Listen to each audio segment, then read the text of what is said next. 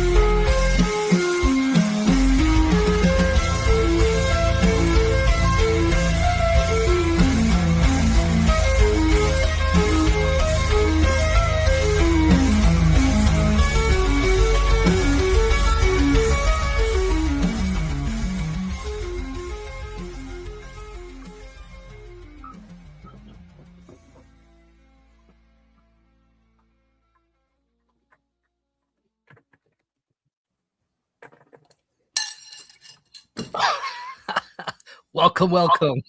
Welcome. Cheers, all. Volume 3 now, is it? Already? I believe so. 3 with a 1.5 sneaking in there, but yes. So the Sabbatharium hour returns. It returns, and if anybody caught the pre-show before, the 1.5, so this should be no shock to everybody about what the theme is tonight. And we have a guest with us, Mr. Brian Arkham, right below. Welcome. Thank you for the invite. It's good to see you for again. allowing me to join your band of miserable stoners. Yes, you're not wrong. And everybody who tuned in, I know Saturdays can be a little hard for some people, but appreciate everybody who comes on board on the Metallurgy and checks out some great content. Logan, if you want to fill in a little bit of what the theme is tonight, and maybe what we're going to kind of proceed with before we move on as far as 2026. Absolutely. A couple things for sure. First off, thanks and cheers to everybody in the chat and everyone who tunes in to watch this. It's always cool to be able to just talk about sludge, stoner, doom, everything that we can kind of squeeze into that umbrella in one night, only for that style of music. So, and no Halloween tonight. No Halloween. That's gonna be the one mention drink. That's it. This is horseshit. Horseshit. I'm only here for Halloween. Marty, I'm out of here. Screw you guys. We summoned. Shut it down. Pull the plug. Summoned the pumpkins. That's what happens. Let's pay the piper. Thank you, Marty, for letting us be on the Heavy Metallurgy channel.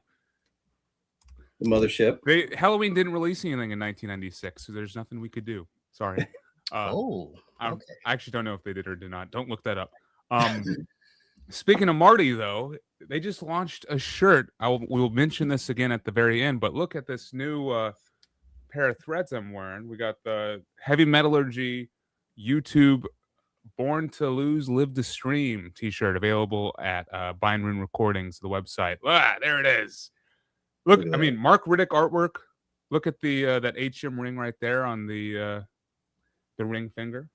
Pretty fucking sweet. So, I mean, yeah, that screams by me. Like, I can now confirm Marty did a great job with making these. So cheers to him, and yeah, definitely support Heavy Metallurgy if you can, because absolutely phenomenal channel. No other one out there in the YouTube averse as far as I know. So it's a good way to do it. I don't know if he's listening in because he's good looking shirt. Looking a pumpkin apparently. Yeah, he's looking to see what Halloween album was released in 1996 right now, I think. So for those who don't know, so this is part of the first of the 666 series. Yep. So we'll be covering I guess the middle of 3 decades. Or about the middle. So obviously 1996 tonight. and then we're going to follow up with another episode with 2006, and then finally 2016.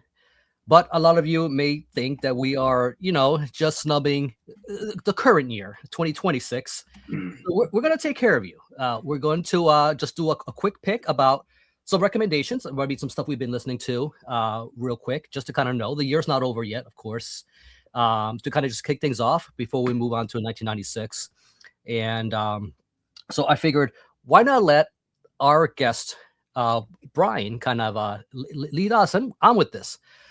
But before he does, I just wanted to just open up the night with what I'm drinking, The Wicked Sounds of Doom by Zoll Beer. I don't know if anybody's familiar, but it's an IPA. Yes. Can you guess Tennessee brewery, right? From Knoxville? Yeah, actually. I know my breweries. Oh, I knew you would. Do you know the ABV on this? 6.66. Exactly. Lucky guess. I figured it'd be most appropriate for tonight. We'll be covering different genres, of course, sludge, stoner, maybe some desert rock, maybe some drone, and some doom, maybe some death doom. So we'll see what everybody has pulled tonight, and kind of should be pretty interesting. Because 1996 was quite a mixed bag, as we've discovered, and it was a great year for a lot of things. But what have we been checking out in 2026? So let our guest kind of kick things off. So thanks, right? First of all, thanks for the invite to 1996. That was an easy pick for me of the three that I could choose from. So, but anyway, 2026, the current year, the present year, there's a couple albums I've been listening to a lot in the stoner sludge doom range. The first one is let's see, what would it be? The sixth album from Chicago's Resin, and it's called Cycles in the Infinite Dream. This is their third album since 2023, so they've been very prolific, and the last three are kind of in the similar real psychedelic, mystical type of doom. Even though they have this, like, the name Resin itself is kind of a tongue-in-cheek.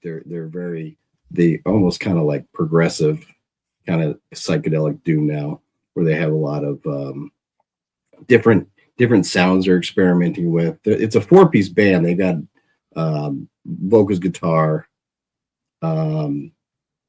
bass, drums, and then a fourth member who does like noise, samples, synth, stuff like that. And so it's really interesting to hear his contributions on this one. There's some saxophone that he adds, and again, like cool atmospheric type synth and samples. So this is a real kind of, like the name implies, a real dreamy type atmosphere. And so yeah, that's really one of my favorites. It's kind of a slow burn. It takes a couple listens to kind of let it sink in. I'm just curious how it stacks up to their last one for you, right? Yeah, I don't think I like it as well.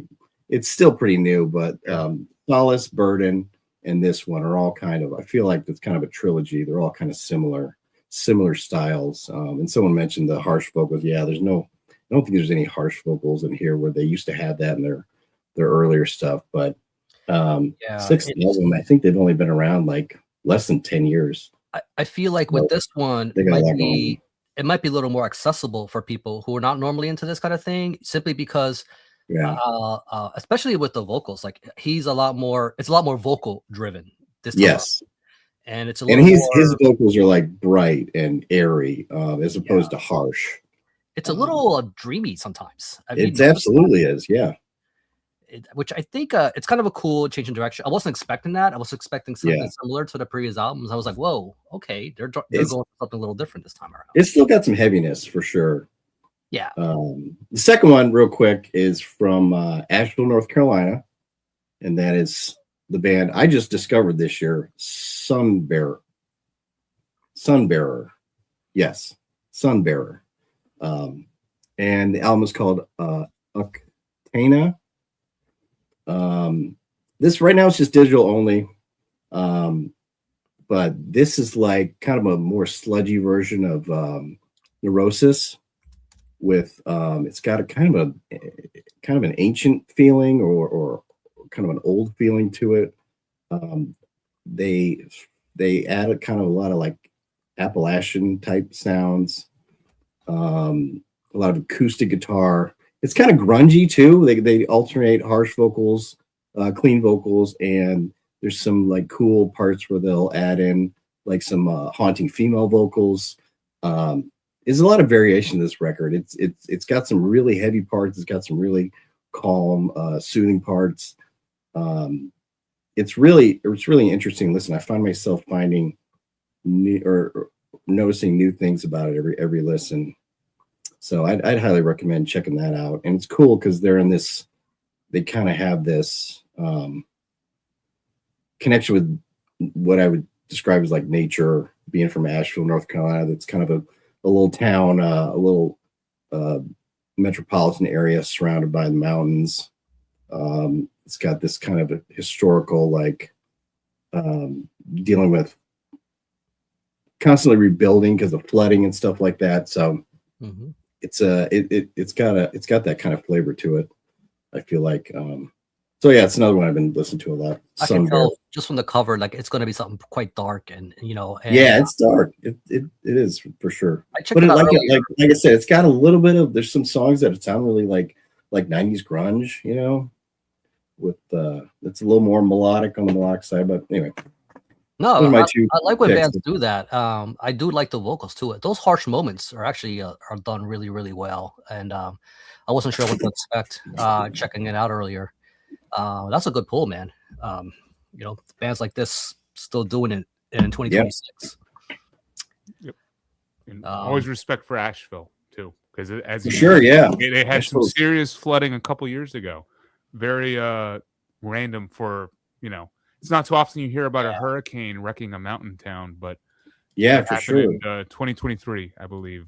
I visited for the first time last summer, and the art district. There's still a whole side of town that's just wiped out pretty much. It was right down by the river because there was never any reason not to be down by the river. Nothing ever happened, and then Hurricane Helene came through, flooded the whole place. Yep, it's crazy. There's still marks on the building where like the water, you can tell where the water was. See, this is why I stay in Philly. I'm not near any flood zones or anything like that. You don't need a van by the river, as far as I guess if you want to go up, Logan, sure. What you got for 2026? Let me have a swing over here. Well, first for what I'm sipping on, since you already started. Yeah. What you got? Crack open something. Speaking of anniversaries, 30-year anniversaries, Stone, believe it or not, one of the most metal breweries I can think of. They're celebrating 30 years. So they're also a 1996 Inception project. No, there you go. So wow.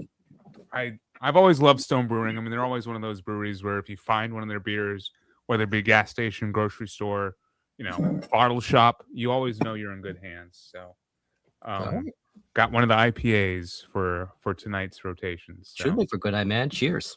Yeah, cheers, man. Should be 6.6, but it's 6.9. So they went with another fun number. All right. Well, it's a 6, just turned upside down. So. Yeah. All right, it'll pass. Inverted. Inverted 6. Invert the 6. For what I've been spinning, though, let's see. I think another one from the mountains potentially. I guess we'll start with Mean Green with Castle, which is another one from the mountains of North Carolina. This time from Boone, which, as far as I understand, it's like a bit more northwest to where Asheville is. But this album has been just giving me exactly what I want from like knuckle dragging sludge metal. It's kind of got that Weed Eater, Buzz Oven kind of feel, but with like even heavier, more crowbar style riffs. And the vocals are just, savage, nasally sneers. It's exactly what you want from the style. And it's one of those like comfort styles for me where we were kind of talking about this on the Wednesday Night Album Club with that Nimbifer. where it doesn't matter how many times you hear like an album that just does the sludge sound right, if it's, or the black metal sound for that Nimbifer, if it's done right, check it off, put it in the stack, and this does it right. This scratches that itch that I was kind of looking for, and absolutely will probably be something that I spend towards the end of the year as well. Great tracks like Wild Bill and a track called Employee of the Month. And then next album, which also has a song called Employee of the Month. Believe me, the sludge and stoner scene, we're not the most creative bunch of people. Minimum wage assassins. We all pull, we have a very narrow framework that we're coming from here, and that factors in. But from Montreal, Canada, I don't know how to accurately say this, but Seum, Seum is how they spell it. And these guys are interesting. I actually was putting off listening to this because of the album cover. It looks kind of unassuming in a way, but the more I've settled with this album, the more I've actually liked it. It's got that like tongue-in-cheek kind of vibe. Well, in the city, that's what finding parking feels like anyway. It's just it's parking the cemetery. That is exactly what they're going for. This is your life right here, guys. Just waiting to find parking, and and then you die. Pretty much. And, half your life is sleeping, the other one's finding parking. Parking, and then finding your way to your cubicle, and boom. Everything else in between. But these guys are an interesting band that really kind of captured my attention. They're a 3-piece, but it's a double bass drum 3-piece. So it's drum and bass sludge band, 2 bassists, and their approach to playing sludge is interesting because it's on one half it's like very aggressive and like scathing, almost black metal style vocals. Like they do sound a bit like Dope Throne, also from Canada, in that regard with their vocal delivery. But then on the other side, there's like these alternative rock, clean sung vocals, which kind of put me off in a way. Like I'm still kind of wrapping my head and figuring out if I enjoy this or not. But it's interesting enough that I am tuning in and replaying it again and again. Also, it's only like 26 minutes long, so you can't go wrong at least checking out this album. There's a track called 666 Problems, which, that's been done to death, right? But they're like, 666 problems, but having a riff ain't one. So there you go. They at least know what they bring to the table. And the fact that it's like 2 bass guitars trying to play like this wall of sound kind of music, it's pretty cool. So it's definitely tongue-in-cheek. There's a sense of humor about it, but it still brings that aggressive sludge energy that I like. So I definitely recommend Parking Life, even though I'm still kind of trying to figure it out in a way. All right. Not to be confused with Parkway Drive. That's a totally different band. No, definitely. Yeah. Sometimes those are the best albums is when you kind of have to work for it. Yeah. So I got one physical and I got one digital item, which actually I will be physical soon. But this is a Philadelphia band. And this is Moros, Moros, Cemetery Hallucinations. And I like that figure right there. It just got that whole that whole I got gum stuck in my hair kind of thing going on. Like it just taking this to like the real extremes right over here. This is some, even the label says it literally says death metal. But it's caked in so much mud. It's basically sludgy death metal right there. It's very heavy. They really put on the thick on this thing. It's like you're putting on the spackle on death metal. And these guys are about overwhelming you with just this punchy heaviness. Really, really gross, really just really throaty and just really intense. If you like I Hate God, if you wish they were a little more death metal oriented, I think Moros might be more your flavor. So this is a really cool release, came out earlier in the year, and had a lot of fun with it. Like this is the kind of stuff that you kind of put on when you are wanting something a little more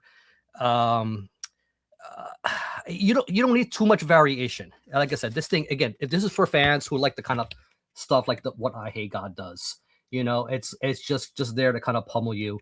And these guys really do a good job of that. The title track, the actual Cemetery Hallucinations, they allow some moments of atmosphere, which is really cool. It's kind of showing a little bit that they can do a little bit something outside the box at the same time.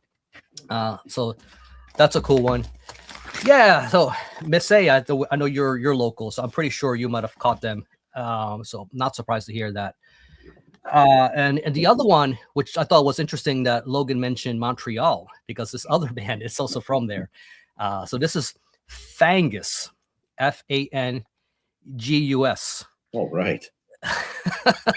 This thing right here, it's more, I guess it's categorized as more proto metal. This is caked in that whole early 70s. If you love your overwhelming early Deep Purple with some over the top Rick Wakeman, and just that whole early vibe of what was going on with the psychedelic. It's like take Deep Purple and just cake it in more acid, and you get Fangus. It's like, how much do you love John Lord? Like, if you are worshiping at the altar of John Lord, these guys foot the bill. He's be smiling above, looking at this band, going, "There we go. That is my legacy. It's these kind of bands just coming in the picture." So more like Atomic Rooster, maybe. If you like Atomic Rooster, that's an FFO sticker. All right. For that kind of thing. These guys, but they're pretty retro, man. Like, yeah, they're pretty retro. And like I said, it's the psychedelic stuff that'll definitely keep you hooked. If you got a palette of incense and some peppermints, and you don't know what to do with it, put this on. Before you know it, you're gonna consume, and this thing will have some of that in there. But again, with that proto metal element to it. So really fun listen. I think you might really enjoy this. I definitely did. That looks super cool. Yeah. So I mean, again, it's just funny you brought up Montreal, Logan, because like, and the singer, what the heck was his name? He's got a fun name. It's like something like Screaming Jim LaFlamme. Okay. Yeah. I see what you're going for here. Yeah, and the synthesizer guy, which I think he's the star of the show. I mean, it's all pretty good, but his name is Chubb. So I don't know if that's his real name, but it's fun. And you can tell he's got a pretty decent rig, because it really comes out in the production. So yeah, Fangus. He's up front, taking center stage sometimes. Yeah, it's the core part of their sound. Like, it just makes the whole thing. It's the whole John Lordisms kind of thrown in there. Yeah. So I guess we can segue and move on to go back in time. Gotta go back in time. 30 years ago, we were around, or some of us were you an embryo, Logan? I don't know. He was born. Give me some credit. You were around. Okay, I was crawling around. I think I was potty trained. I'm not sure. I was 3 in '96. So you were 3. All right. Yeah. Because we were joking the last time that you were that cool kid, listening to Broken Glass, when you were 3. Nobody else was. Oh yeah, I totally was. I mean, because everybody's doing the Wiggles, man. You got on Broken Glass. Yeah. So which may or may not come up along with some other things. Who knows? Anything could happen. But yeah, you want to kick it up, Brian? Yeah, sure. 96. I was. That was a great year, man. And any general thoughts about it, like looking back on it, like with the. Like, I mean, it was. I was in high school, and I was. It was. It would have been my senior year in high school, actually. So, I had a job, I had a car, I had some freedom. I could buy my own music. I was already into heavy music since 7th, 8th grade. So, I was already, I was already in death metal by then, for sure. I was definitely starting to look at Best Buy for the Nuclear Blast stuff, the Roadrunner stuff. But I still liked a lot of grunge and a lot of doom. And I don't even know if like stoner was a real thing back then. I mean, I'm sure they're what we would call stoner, like a band like Caius was around, but I don't know if people were calling it stoner yet. Maybe. But I was reading, Metal Maniacs. I was reading Pit Magazine, and just kind of consuming whatever I could. And so a lot of these albums are from bands that I knew of, and it's like, okay, I see it in the stores. They've got a new one out. So I'll just start. Like the big one for me that year was Corrosion Conformity Wise Blood. Yeah. And so I was a huge fan of Deliverance. And the Down album had been out for a year by 96. So this was in the store and I picked it up right away. That was their Columbia years, right? Well, I think it was. Yeah. I believe, definitely Columbia. This one and maybe the next one. Maybe not. Anyway, this one is definitely on Columbia Records. And it's funny because I was going back and trying to read some old interviews, and they said they had finished this record, and the record label didn't. The executives were like, there's no hit song on here. We don't hear a hit. And so Pepper went back and he wrote Drowning in a Daydream and got that added to it, which is really not even like one of my favorite songs on here. I think some of the other ones are much more kind of my style. But they start off really strong with King of the Rotten, Long Live Big America. It's got a lot of blues, Thin Lizzy type stuff on here, big choruses. And that's kind of the slow burning stuff like Goodbye Windows. Redemption City is a great song. It's a real diverse album, but at the same time it's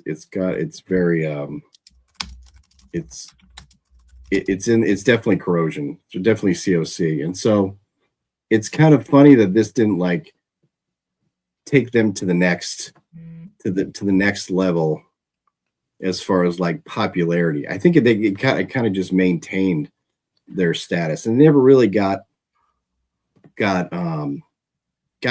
as big as they probably should have been. It's almost like they went back on the ground, right? It kind of what happened to Monster Magnet, after Power. Yeah, exactly. Went back. Power Trip, huge record, and it just didn't. They didn't maintain that level, and they had like, especially with the attention around the Down album, NOLA, and then Metallica, I think took them out on the road for opening for the Load, their Load tours. So it's kind of an interesting kind of side note of this record.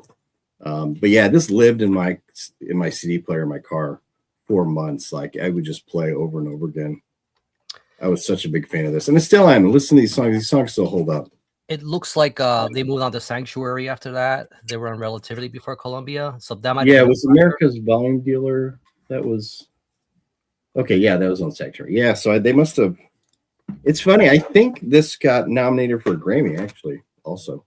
Oh no kidding! That's pretty cool. Check that. I feel like that one's like you said, with the hits, like it was a little less accessible than Deliverance was for like someone just getting in who don't know, who weren't getting in on Blind or their punkier years. I mean, but they with this one, I felt like they were adding a little more bluesier elements too with their stuff. You know what I mean? Like that was the one song, like the Snake Has No Head. Like that'd be one I pull for people, man. If you're looking for something to kind of pull you in, like right away, really, really good track. I mean, but this whole album, I feel like it definitely, it might be a more grower, but it's still in that Deliverance. It feels like the Columbia years. It just has a certain feel. Yeah, and that Born Again for the Last Time. Yeah. I mean, just thinking of these songs, gets the hook in my head. It had Pepper sounds great on it. The whole band sounds great.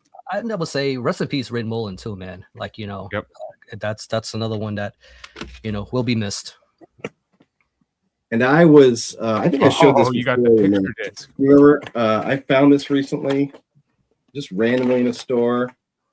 This kind of promotional, not really a 7-inch, I guess, but a promotional thing. It's got Fuel, and it's got a song that was not previously released called I've Heard It Before.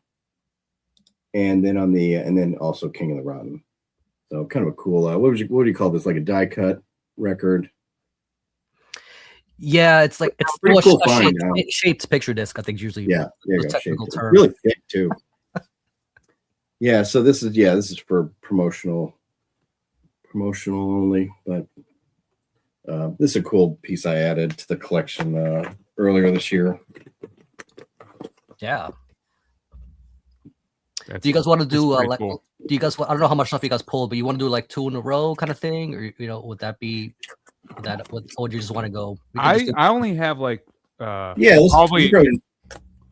I think 1 is fine because I think there's a lot to do. Or we can leave it up to you. If guess you what? Want to do 2, you can do 2, or or Yeah. 1, whatever. So like I said, I'll leave. I got mine. Leave it open. I got mine ranked like kind of like that were like the stuff I heard early, and it was most important. So but once I'm sure we're gonna have duplicates. So yeah, I mean, like for example, one. we just had one, and everybody's Rick, got it. I saw you showing it, so yeah.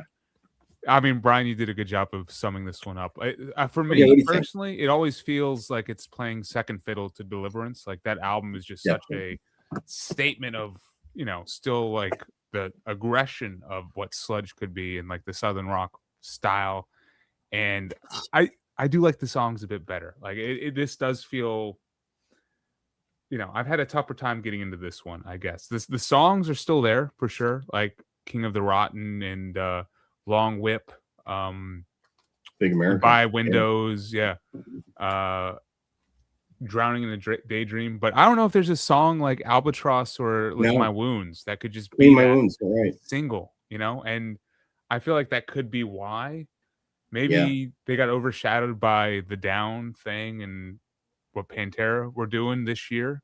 Like there was the Pantera release to contend with. So I'm not sure, but for whatever reason, Wise Blood is often seen and not heard, unlike the previous, honestly, 2 Corrosion Conformity albums, in my opinion. And it's funny because it's like we talked about, it was on a major label. They had money behind it.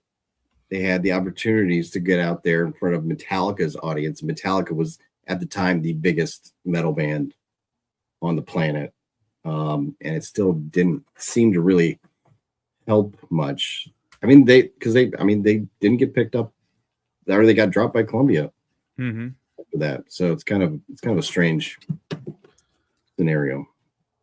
Yeah, I don't know how it ended up doing like in the long run. Like is it gold?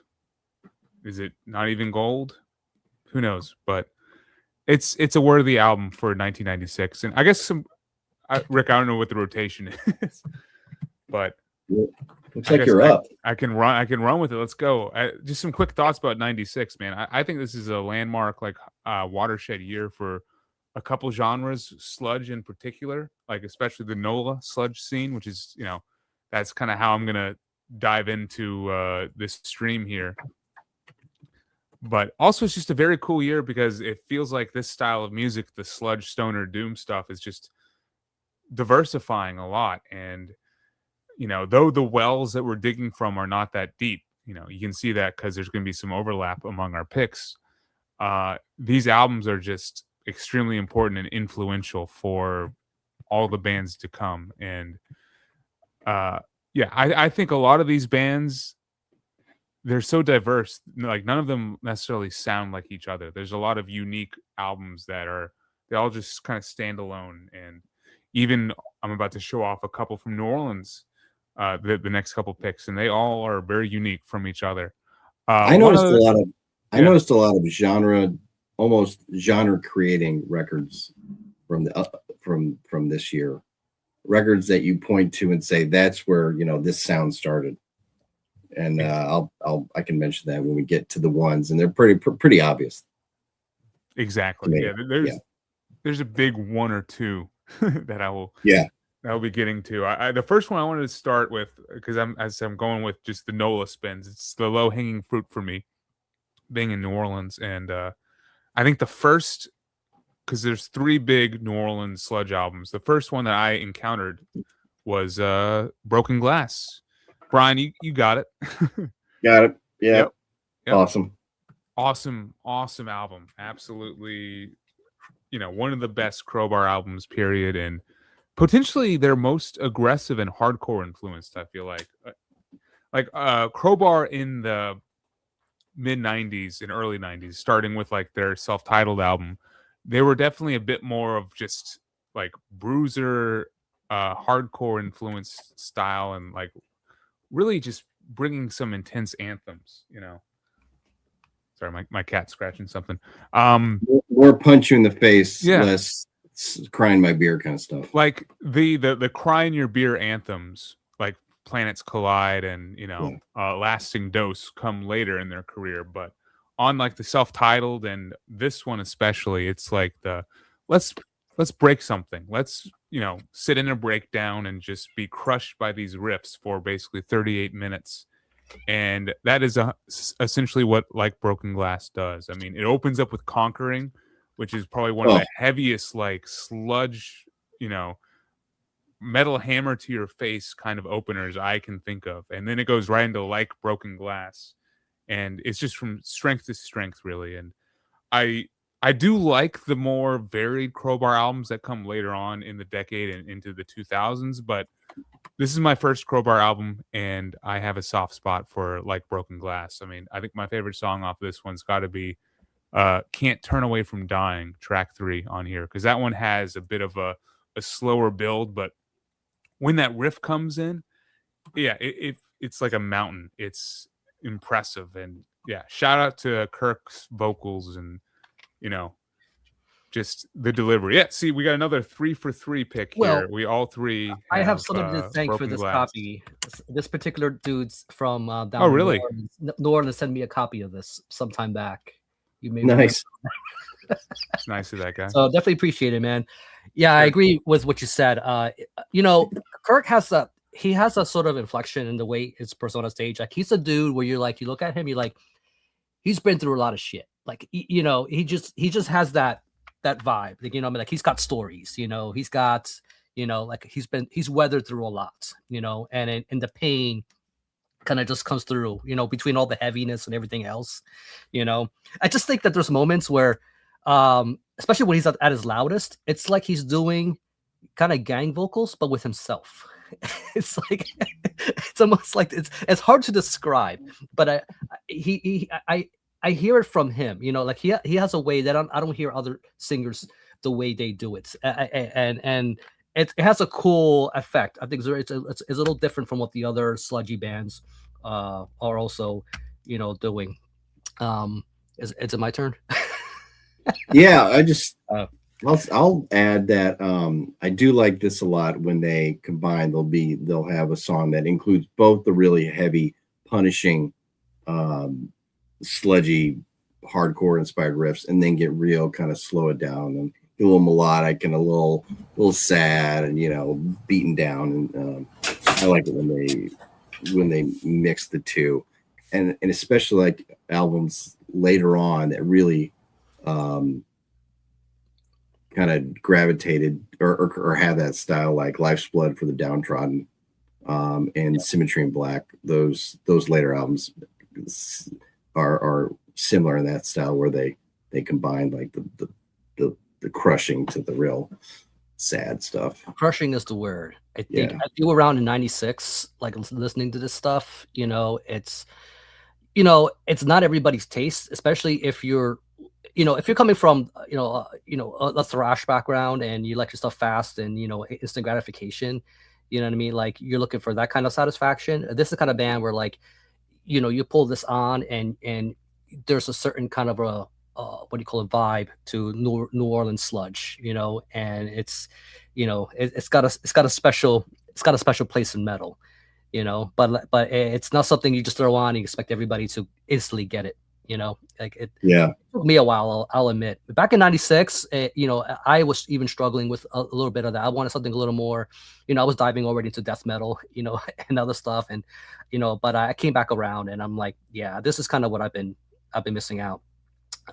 So glad to still around. They're still touring, and, you know, and it's quality stuff. Yep.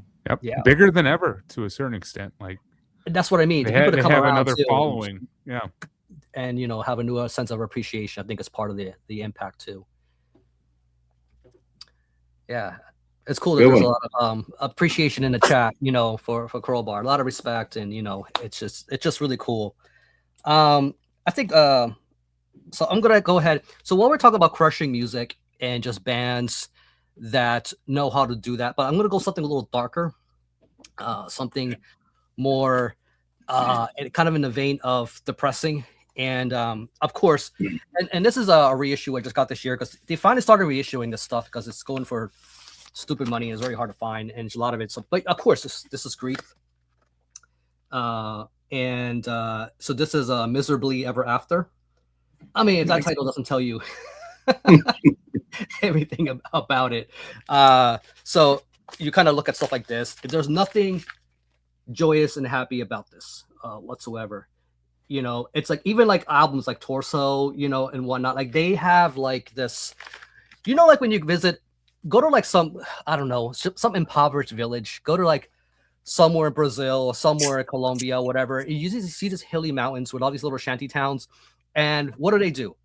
They paint their buildings because too much gray and dullness is just even ever more depressing.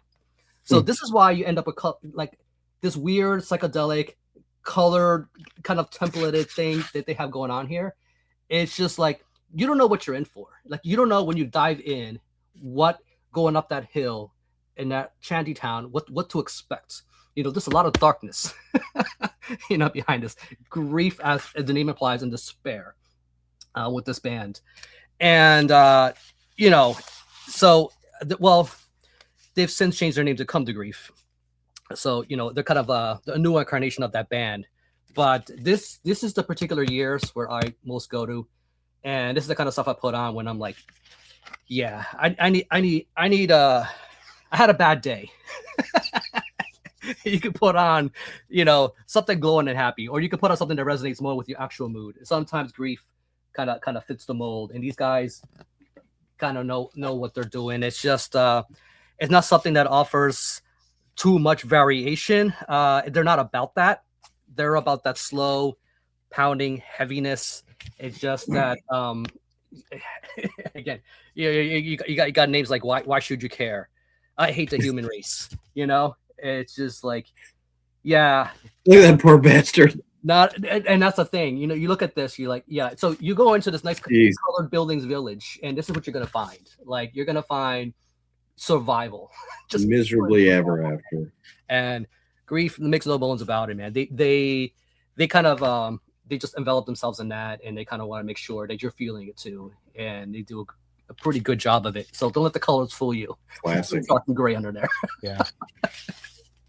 They've always had cool artwork, artwork like yeah, that. Especially that crazy trippy, psychedelic stuff, as my background might imply. Getting ready. That might be my favorite Grief album. I'm still kind of figuring that out with just recently listening to Torso, but something about that one I think balances out that like dirge, constant pounding that they do with maybe some more upbeat, like bluesy sludge parts that. Yeah, I think they hit a sweet spot with Miserably Ever After. They do the bluesy thing, but the bluesy comes off a little differently than like, let's say, it totally does. than the New Orleans stuff, and like this certain band, which I think one of you might bring up. My turn again. Continuing. This next one's we're moving into epic doom territory. And I'll just pull it out. Solitude Eternus, Downfall. This is the Hammerheart reissue. I don't actually know what I think. I think at one point I traded, I traded in my original Pavement copy back in the day, but I have since reacquired this. And this is an album I first heard. It was more like 97 because it was after I graduated, but I played this for like the entire summer. I had heard of Solitude from a sampler CD I gotten. The song, it was a song from Through the Darkest Hour. I think it was called Falling, maybe. Anyway, I liked it, and so I picked this up, and I was blown away from the start. I mean, this is such a great opener. Phantoms. It's such a powerful song, so catchy, really great. Shout out to Jeff, who was in the chat. He did a really cool interview with Robert Lowe. Yeah, it was a bummer to hear what happened between the whole. Yeah, I guess he's out of the band now. It's not really. He's such a great vocalist. And this he sounds fantastic on this album. And he's got range. This is their fourth record. And sorry, I'm reading the comments here. I'm getting distracted.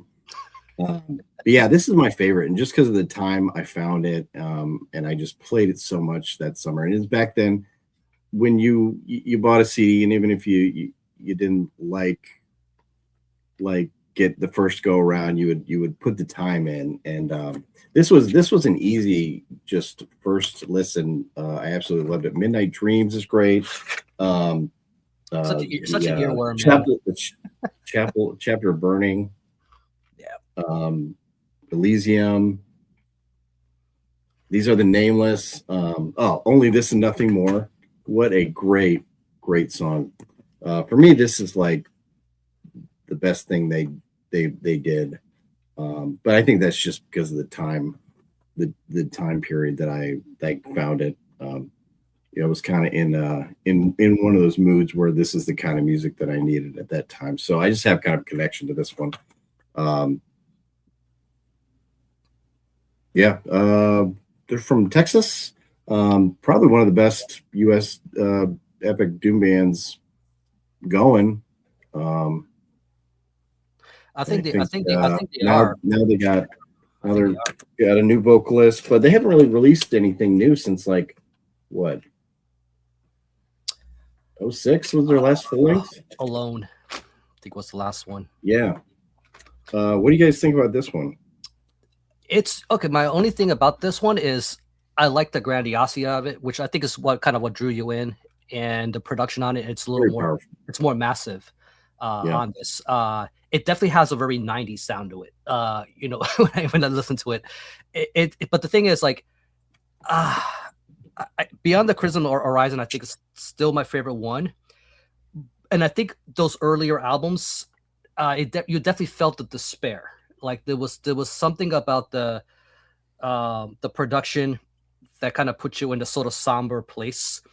With Downfall, you got the big doomy touches, and like I said, it has the grandiosity, but I don't get the same somberness like I did on the previous albums. It doesn't hit me that same way, which I think is, right.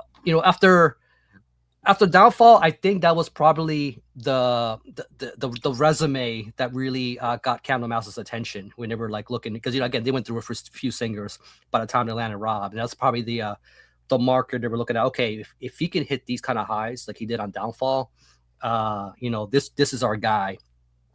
And you pull this one because like I'm looking at this to this day, I cannot figure out what is going on with that cover. Well, my version's much darker than yours. Okay. I got the Hammerheart. I don't know if you got that one, but it's it's the Hammerheart or a Hammerheart. So I guess it's something to do with.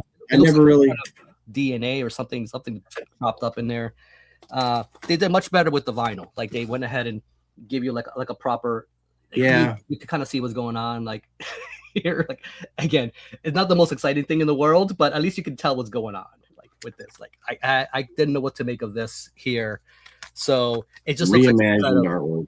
Reimagined artwork. Like it's probably people were looking at this in '96. Like this is what they were looking at the time, and you're looking at this sort of just chopped up. Again, I guess it's proteins or DNA or something like that. If you want to know Doom, look up zombie deers and protein prions and what's happening in the U.S. And then that'll get you to lose some sleep. But I'll stop there. Logan, what do you got on Downfall? I do not have anything actually. I've not really gotten into Solitude Eternus. That is a big faux pas, exactly. Record skip kind of moment on my end. Like I know. I don't think you can go wrong with their first four. I think if you start there at any spot, you're probably interested enough to go back and listen to everything else. It's one of those where I just never find them in the wild. I don't know. No, for a while You just don't find them. So they're not out there. I will fix it at some point. I just I will probably have to just bite the bullet and pay a retail price or more for some of this stuff. Quick shout out also before I end mine. This is Grief Collector. This came out a few years ago. This is another Robert Lowe project that's really good. I think this band's from Missouri, but they Montana, I think. Acquired. What's that? I think that was the only one he was on. I think they're from Montana. Yes, he was on this In Delirium, and he was also on the EP From Dissension to Avowal, and this has both. It's a 2 CD, so it's got both, and it's like $4 at Season Mist. I mean, it's like you can get this super cheap. It's really good. A really good performance by Robert Lowe. He seems to be kind of like a mercenary. He'll sing on anything if you pay him. So, which is cool. And my only thing with Grief Collector is they just put out an album this year too, and they got a new guy. Well, he's been on the last 2 albums too, Julian. Yes, really good. The thing about it is it doesn't have the kind of same grandiosity if you're expecting something like Candlemass or Solitude. It's more grungy to me. Like sometimes there are moments, even reminds me of Alice in Chains. If they were more doom metal. I don't know if you get those same vibes, but there are moments. I have not heard anything. Not on that particular album, as much. Check it out. Releases. Yeah, I don't know those. Downfall is kind of where I stopped with Solitude. Those are like the 2000s albums. Again, it's one of those deals where I never see those out. So yeah, they took I have never run across a single Solitude Eternus album in my, not 2 decades quite, but decade and a half or so of trying to find UCDs on the cheap. Yeah, not one Solitude Eternus. So they're on my radar. They've been on my radar, but this is why it's cool doing the show with you guys, because I think I pulled all the obvious ones, and there's other ones. You're going to be having midnight dreams about. I didn't think about albums. I will. These midnight dreams. Oh, a lot of Invisible Oranges will be plucked. Yes. Will be grasped. It's like Dio's number 1, Solitude's number 2 when Robert Logan's going. Mimosas tomorrow. Let's see. So sticking in NOLA, my other very obvious New Orleans pick, which is probably one of my favorite sludge albums of all time. Period. It's got to be Dope Sick by I Hate God. Oh, there we go. It's another. Oh, look, another sweep. Oh, three what sucks? I thought one of us was going to break the averages and have like the one with her hand behind her back, the other cover. We all have the same one. Same version. Yeah, hat trick. This is Century Media. The CD insert for you. But yeah, I mean, this is a seminal, important album, extremely influential. Like bands wish they could sound like this. This level of just intensity, depravity, uncaring, like not even holding on to, what writing a cohesive song or creating a cohesive album could be. Like this thing is all over the place in the best of ways. It has like these vicious punk tracks. They're like a minute long, like Dog's Holy Life. But then we get like the slower, almost funeral doom kind of songs like Anxiety Hangover and is it Ruptured Heart Theory? That's like 5 minutes of just, one slow riff, basically. It's awesome. And the fact that they blend it all together in like a 38-minute long runtime is killer. Favorite track on this album for me is Dixie Whiskey for sure. It's just so hooky with that like guitar playing by Jimmy Bower. And honestly, the Bower power on this thing is off the charts, through the roof. Yeah. He's doing these like crazy guitar bends, and he's playing bluesy, he's playing aggressive punk stuff, then he's also playing like almost like stonery kind of fuzz too. Like track 9, Methamphetamine, is like a stoner jam almost. Like it's a homage to classic Sabbath, and wouldn't feel out of place on like a Sleep album to a certain extent. But then you get like these militant hardcore tracks like Peace Through War, and that's just the I Hate God sound. It's an absolute Yeah. mess, and it really feels like it's made by the people who live here. Just some very, we're using substances. We're, out all hours of the night. We're basically, the lost boys or whatever of New Living in the Orleans, gutter. living in the gutter. I think they were actually the crust punks they of were New actually Orleans, dope man. sick on that album. They were actually, you can, especially That's the Mike. thing.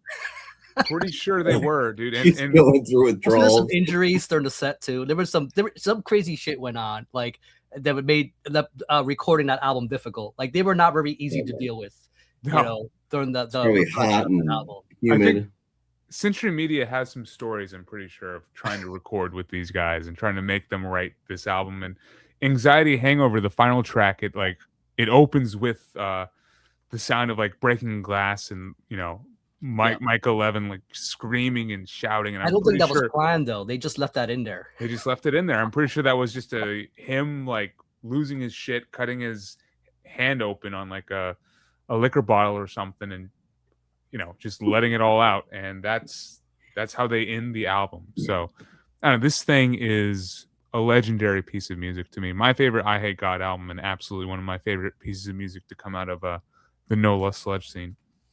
I saw them for the first time a few years ago, and they were they're awesome live, just totally out of control. But it was great. And Mike, in between songs, Mike was drinking an alcoholic beverage. Can you guess what that alcoholic beverage was? What's the something? White Claw. Was it White Claw? He's been drinking a lot of. It was 100% White Claw. It's like the Marty Worm special. I'm like, what do you? He's been drinking a lot of White Claws recently. It's all. Not what I expected. He's got new. At one point, he did ask for a shot of Malort. So he was in between was White Claw. I'm like, is this right? Like, shouldn't you be like drinking something heavier than? Yeah, well, he's got a new pair of kidneys, so he's trying to go light on them. He's trying to preserve some things. He's looking at Dixie, a weed eater. And he's just like, I better start taking care of myself. Yeah, he's got a new liver, as Marty said. He had some kind of other liver replacement or something. So, is that what? Maybe. Well, yeah. So this would have been 2023, probably 2024 when I saw him. So the liver. Maybe he was breaking in the new liver. I think he was. Yeah. It was like 2016, I think, or something. Going off before you know it, he'll be on that orange Jager or something. I mean, like, all right, he's getting back on the bend. Like, we'll see. But yeah, and they're so damn loud too, man. You go catch them. It's like Be Prepared. I don't know how your hearing is like, but they're definitely very loud. Some people are just impressive with what they can put down, and I nominate Mike for being one of them. I mean. Yeah, I'm gonna pull a 90s classic, and the reason I'm pulling this is because this is a band out of Japan, and I kind of look at this in 96. If you wanted Japan's Dope Sick, look no further than Green Machine. With Damn, it's this. I think this is their debut, at least full length.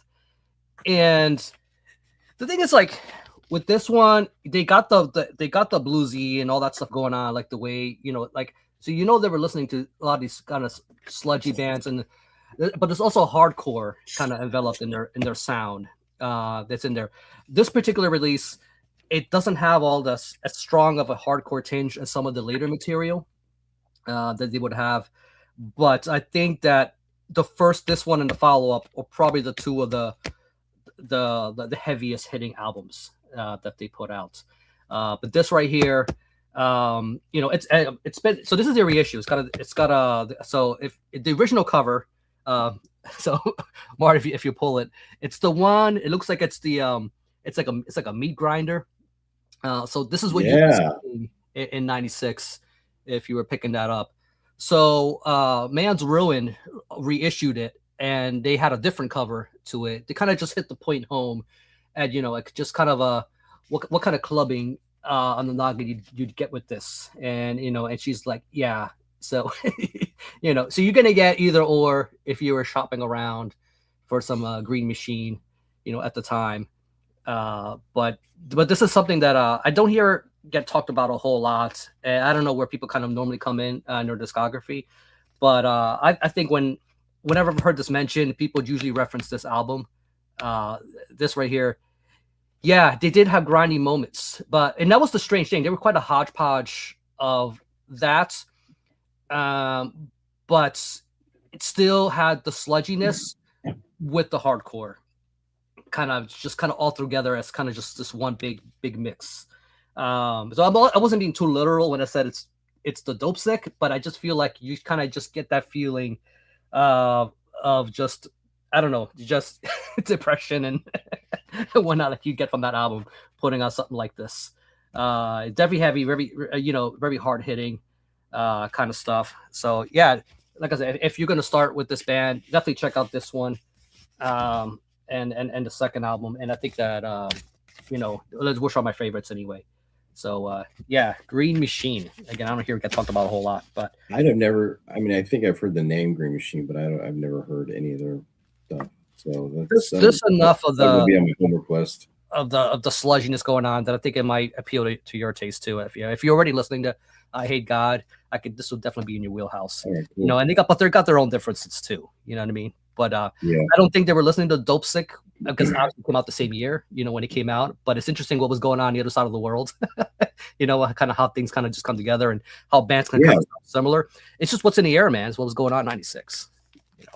Yeah, and didn't Japan had a couple different sludgy type bands that would be maybe in that same or similar vein. Is Corrupted from Japan? Yeah.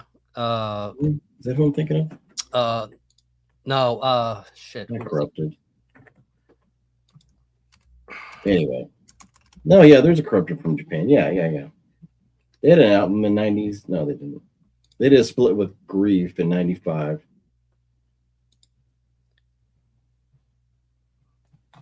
Anyway, yeah, Corrupted is what I was thinking. They were more droney too.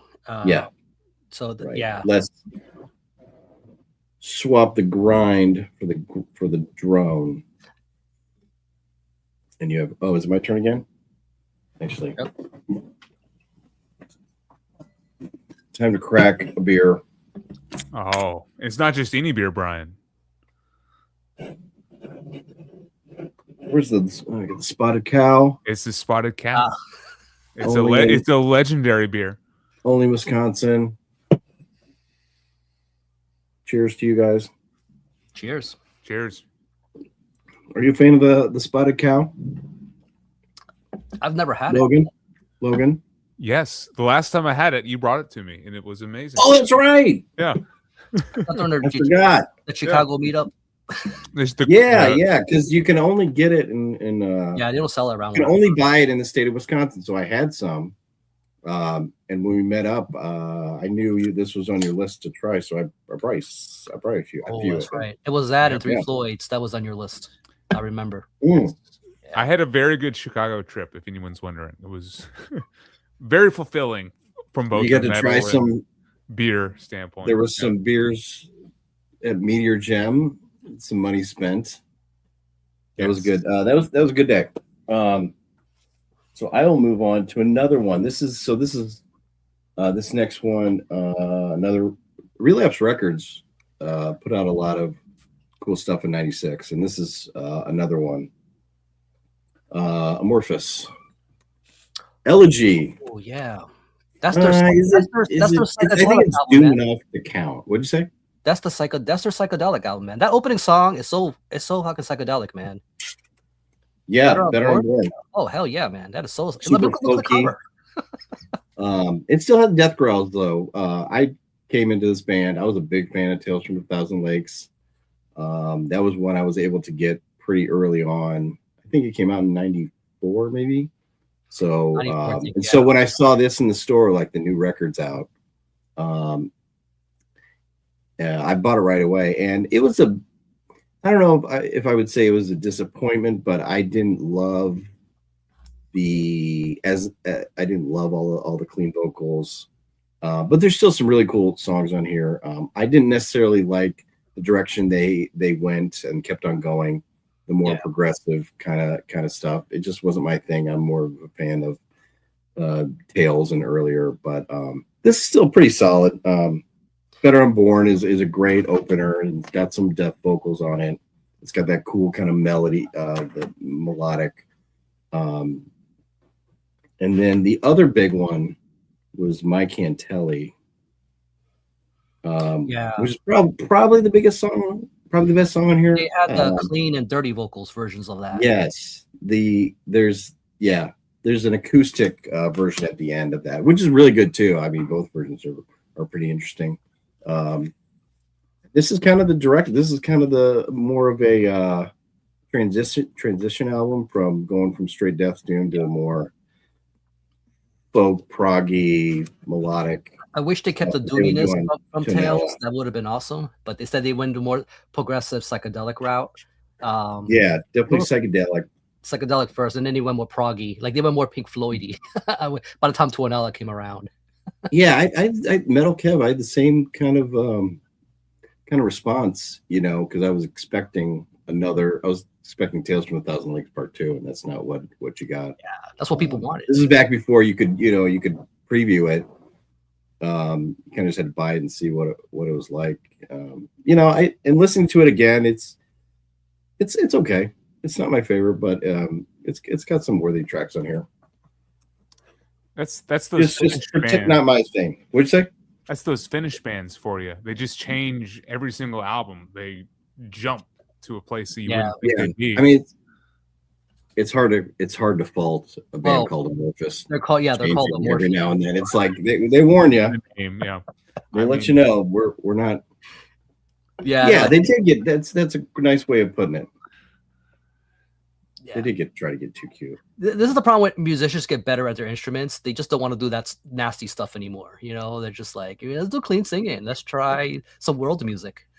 They want to explore, and get some different instrumentation and try different, like you said, world music. All right. What do you guys think of Elegy? I mean, I'm with you. That was the first one I bought physically.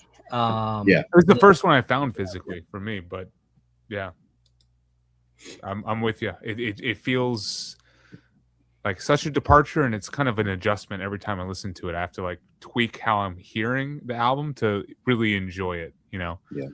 So it involves work. They were trying to figure out how to mix the harsh with the clean. They were trying to balance that out. Eventually, it just went clean, and then just cut it out. That's not working for us. I bought the next one, Tuonela. Yeah. Now, did they ever go back to clean vocals at all? I mean, harsh vocals at all, and anything after that? I was gonna say I stopped. I haven't checked out any of the clean stuff, but later on in their career, I'm trying to remember what album I bought back in on. Actually, it wouldn't have been bought back in. It would just been the first album I actually heard from them. It was The Beginning of Times, which came out in 2011. They were definitely a mixture of harsh vocals, and I like that album. Yeah. It's a very epic album. It kind of has a soft spot for me just because it's the first Amorphous I heard, but other albums like Circle and Queen of Time. Well, by the time Far From the Sun came out, all the metal was gone. There was no it was basically a rock album. And I've never heard that. if you take away the word Amorphous from it and just look at it just a rock album, it's good. But because it's got the Amorphous tag, it kind of turned a lot of people off with what direction they were trying to go for. Mm-hmm. And that was their swan song in that era. It's by the time Tommy came on with Eclipse, it's the harsh vocals came back, and I was like, yes.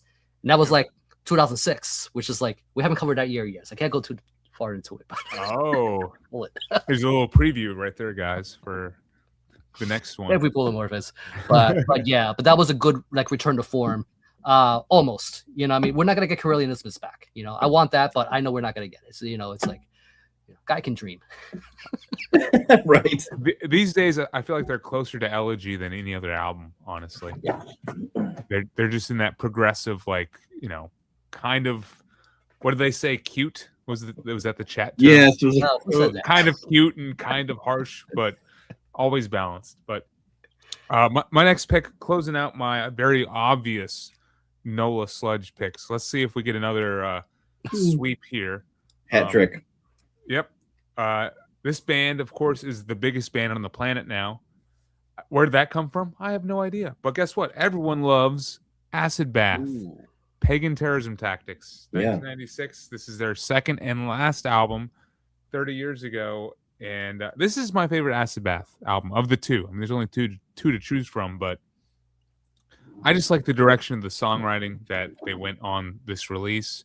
It's a bit more experimental, and they've definitely dropped a little bit more of the death metal influences that they had on When the Kite String Pops, but they're still exploring like extreme metal, but mixed with some more alternative sounding stuff. You get tracks like Bleed Me in Ocean, which is my favorite Acid Bath song, right next to like a very intense track like Diab Soleil, which is still very death metal by nature, and 13 Fingers, another very death metal song. So they're just really balancing out what they're doing with their music on here, and I love the variety, and I guess I'm a big fan of variety on an album and a band really pushing at the boundaries just enough while still retaining that core sound. And I do think Acid Bath kind of do that for me here. So it's just strength to strength. We get Pagan Love Song, great opener, Bleed Me in an Ocean, one of their best song, period, in my opinion. Locust Spawning is almost more of like a Godflesh industrial song. Very, very cool change up. Venus Blue, that's basically like a 90s grunge hit that no one ever recorded. I love Venus Blue so much. It has one of the hookiest but like darkest choruses that you can think of. And it was written by a band that basically just disappeared, and they're now back. And Yeah. to quickly talk about them being back, They lost their basis, right? So yeah. Was it Audi? Yeah. Audi Pitre car crash, of course, and it took a lot of convincing and a lot of just, I think mainly from Sammy Pirate or whatever from Goat Whore, trying to get Dax Riggs back into the fold and stuff. But they're back, and guess what? They're insanely huge, and they're making more money. They're making more money than ever. They are making a shit ton of money. I can't even imagine. Who would have thought? Who would have thought? I have no idea. It's bizarre. They are opening for System of a Down, where they just did that over in Europe, where they were opening for them on that tour. They're playing. They're headlining like stadiums. It boggles my mind. I do not understand how it's possible, and I love it. I will say, I saw them when they came back, like that initial like comeback show, and then this is the first time I've revisited them since then. It feels different now listening to Acid Bath. Like before, it was like, man, this is just such a underappreciated underground project, and now it's like this is stuff that everyone on TikTok is listening to, and it's loved by middle schoolers, hipsters and kids the world over. It's just a very different feel now. So there's more magic is still there. Let them cash in. I'm all for that for sure. They grew quite a bit since the first album. Like Kite Trains was a lot heavier, a lot more, again, what you expect from a more.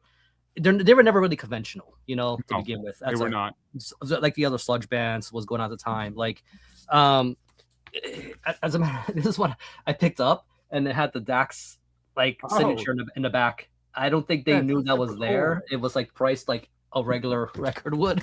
Nice. That was a happy accident. And by the way, Kevorkian artwork like that if you were around 96, like that was something that was again very talked about, like Dr. Death. That was like a big deal, and that was like, again, if you were around, if you remember that time, that was like a huge thing when that was going on. Like, again, it's like moving on. Where do you go from Gacy, right? Where do you go from there? Like they figured it out. It's like Kevorkian was just he's just misunderstood. If they put out a third album, like, made you wonder where they would have went. I wonder if they're thinking about that right now. It's like it's like it's like the Ted Bundy. OJ Simpson. Like could have got OJ. OJ, yeah. I don't know if he painted anything. They could have made him paint something. Look, they could have just took the Sure, black glove and just put a handprint on there. Be like, there you go. Like that's all. That's your cover. Johnny. I'm actually. I don't think I knew that was Dr. Kevorkian. Yeah. That's the artist. Hey, Hitler painted like all the infamous people. He was just trying to help people. It's not like he, That's the thing that made it a mess. It's just kind of like people took kind of the sides on that thing, Yeah. He either helped or murdered, right? That was the very. Yeah. It's like they were like terminal. They were terminal. They wanted to stop suffering, and he would help them cross the Rainbow Bridge. Didn't like Pacino play him? They did a movie on him. Like I think they did. It might have been like which kind of makes sense. Good. One more quick shout out for the acid bath thing. If anyone likes this, this sound is especially on like Pagan Terrorism Tactics. Agents of Oblivion to me is my favorite thing that any of these musicians have put out. So if you have not heard Agents of Oblivion, which is the album from Dax and Mike Sanchez after this release, please check out Agents of Oblivion, and honestly check out the Dax Riggs solo stuff, because it is just beautiful, haunting, like swampy rock music with a bit of like folk and indie elements in there, but it's very much in the realm of like songs like Dead Girl and Venus Blue. Cool. I'm gonna do two. One, because I'm gonna piggyback off Solitude Aeternus, which I just remembered. And this particular year, Memento Mori put out an album, La Danse Macabre. Right. And yeah. and what the thing was with this album was that so obviously Mark Holan wasn't on this one. He had his hiatus from the band, and so he did two albums previously, and he brought on this guy I think he had a more power, Christian Andren. He had a more of a power progressive metal background with this, and I can tell that the band already had the material written, which was meant for Mark Holan. So bringing on this guy, it kind of feels like it was this guy trying to do the gestures and cadences of Mark Holan, which I didn't really feel too natural. You know what I mean? For what his normal vocal style would have been, trying to fit, kind of shoehorn and fit into this album. It's still a good listen, like, for what it was, and the way the results kind of came out with this. The production's a little weird. It's a little compressed than it was on the previous albums, but there's still that grandiosity kind of put in there. Will I pick this over Solitude's Downfall? I wouldn't, but if you talk about epic doom metal kind of at that time, this would not be a bad choice. Like I will still go for the Messiah albums, but if you're talking about 1996, given the choices, Messiah came back for the last one, eventually. So again, I don't know if this is something you guys ever checked out or listened to. I don't know anything about Memento Mori. I don't know anything. It's an interesting kind of I guess periscope into how Messiah would have been like without the usual Candlemass guys. It's still the Swedish scene, with what was going on there, but it's just kind of like their kind of alternative take. I wouldn't pick it over the Candlemass stuff. In general, I feel like the songs to me are not as memorable, but it's still fun. While you're listening to it, there's still a lot of really cool, interesting little things they do. Really cool things they do with the keyboards. Like I think there's a little more dependence on the keyboards on the Memento stuff than there was on something like the Candlemass material. And the other one here is because just to kind of go back from Green Machine and Japan, and we talked about like some of the bands, but real quick, so Drone. So this is a band that really loves. Well, first of all, they named themselves after a Melvin song, but they really love Earth. Boris. Oh yeah. You got it. Nice. Cool. And so this got reissued back with the original cover. And so this is pretty much and it kind of flip flops. Like, is this a single, or is this a full length? And they're so unconventional that they like to mess with you. You know, they're 3-piece. I think I caught them last year, like for the first time, and they're fun, man. Like they do a wild range of stuff, but for this particular release, they kind of focused on the droney side of things. And hell of a way to kind of just begin was a long career of a million releases. You're gonna try to start now. Good luck with that. Finding most of that stuff. But this was kind of a really cool kind of introduction of a band, kind of doing their take of the Frequency albums, you know, that Earth was doing in the earlier series. And like you showed, Logan, like I think Southern Lord. Is that the Southern Lord one?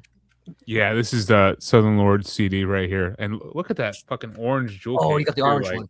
Oh, that's awesome. This is actually a Goodwill find. I'm not trying to show off or nothing, but it was probably one of my best Goodwill finds ever.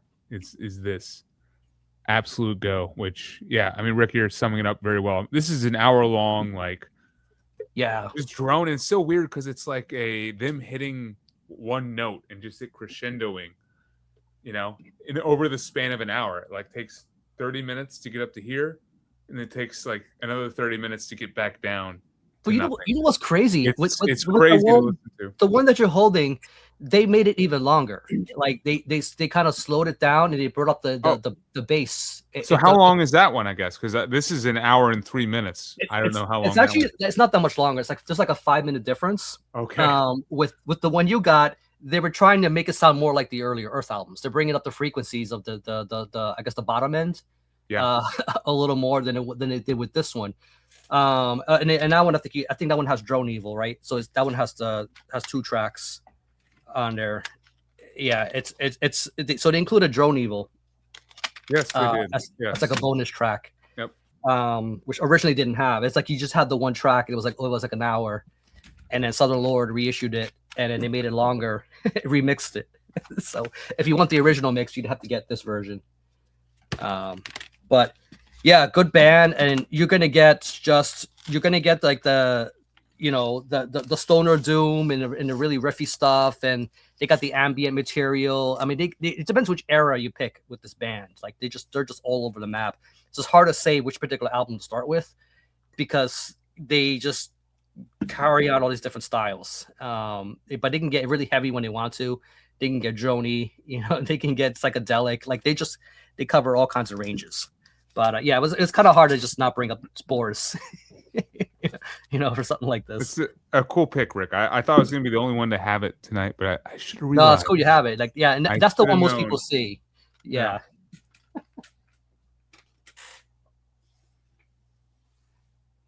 My turn. Falafel's right. The feedback, especially during the last few minutes of that album. Feedback, the extra feedback. All right, this is what I would consider another transitional album for this band. I didn't get into it in '96. It wasn't until a few years later. I remember I got it when I got into this band when I was in college. So it was like 2000, 2001. There's a little CD store or a little record store in the college town I lived in. And they carried a lot of Nuclear Blast and Century Media titles new. So this was one I picked up is Catatonia's Brave Murder Day. Kind of a classic Death Doom album, kind of coming along on the coattails of the Peaceville 3. They kind of do their own thing there. And there are a lot of bands that took this album sound and just like ran with it.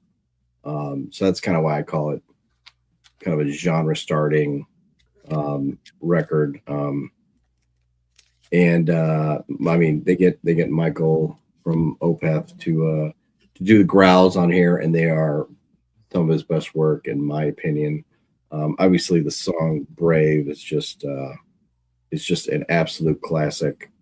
And then they also kind of get into the kind of what they would go on to do with Discouraged Ones and Tonight's Decision with some of these tracks where Jonas does the clean vocals, and they're kind of slow and somber, but man, some of this stuff is just so heavy.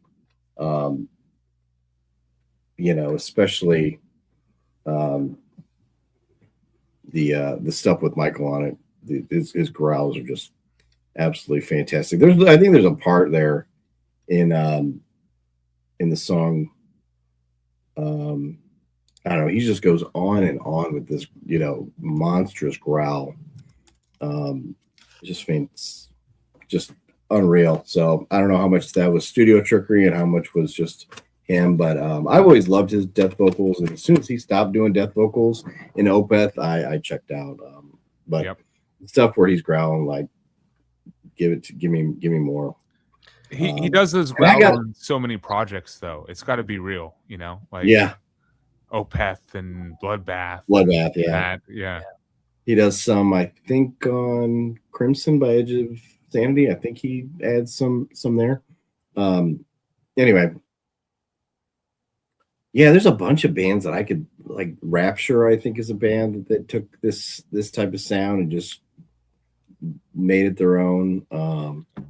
Daylight Dies might be another one where they kind of do that. Oh yeah, it's kind of a not a slow death doom, but kind of upbeat. Or that I don't even know what the drumming timing is, but doom, doom, doom, just the way they go on it, and then they just started doing the more somber melodic like stuff with it was like gothic rock, alternative rock. I mean, I like that, and that's weird because I like that stuff. It's very moody. Like that was like their last hurrah, and the death doom sound. Like, Well, so Sounds of Decay, I think, came out right a little bit after that, which had a very different production than that did. Which I don't know. Swana was involved with that one, right? Like, so it's you can kind of hear the difference. But it had its moments. It was still very moody. You can tell they were kind of moving in that direction. But there's just enough of the nastiness and Michael's growls and stuff going on in there that just to kind of scratch that itch. Right. That's a masterpiece in my mind, man. That particular album, like, this is one I do put on there occasionally. Rick has it. Did you pull it, Logan? I didn't pull it. I do have it, but I knew one of you guys. I thought Rick was going to pull it, and for tonight's stream, I was veering away from like the obvious stuff because I picked obvious, but I was like sludge obvious. I was going to let Rick do the Death Doom stuff, But yeah, that's a high watermark for the year for sure. And good. Yeah, the vibe. I listened to it again today, and it was like it's just untouchable, really. Yep. So for me, this will be my last New Orleans pick, and I'm ending with a not obvious NOLA pick. A lot of you guys might have never heard of this band, potentially. I know, Rick, you and Brian have heard of this, but a one and done project featuring Kyle Thomas from Exporter. Ooh, is it Floodgate? It's Floodgate, yeah. Penalty. Good one. Penalty, yes. This is like one of my few deep cuts that I have tonight, which is like, cool.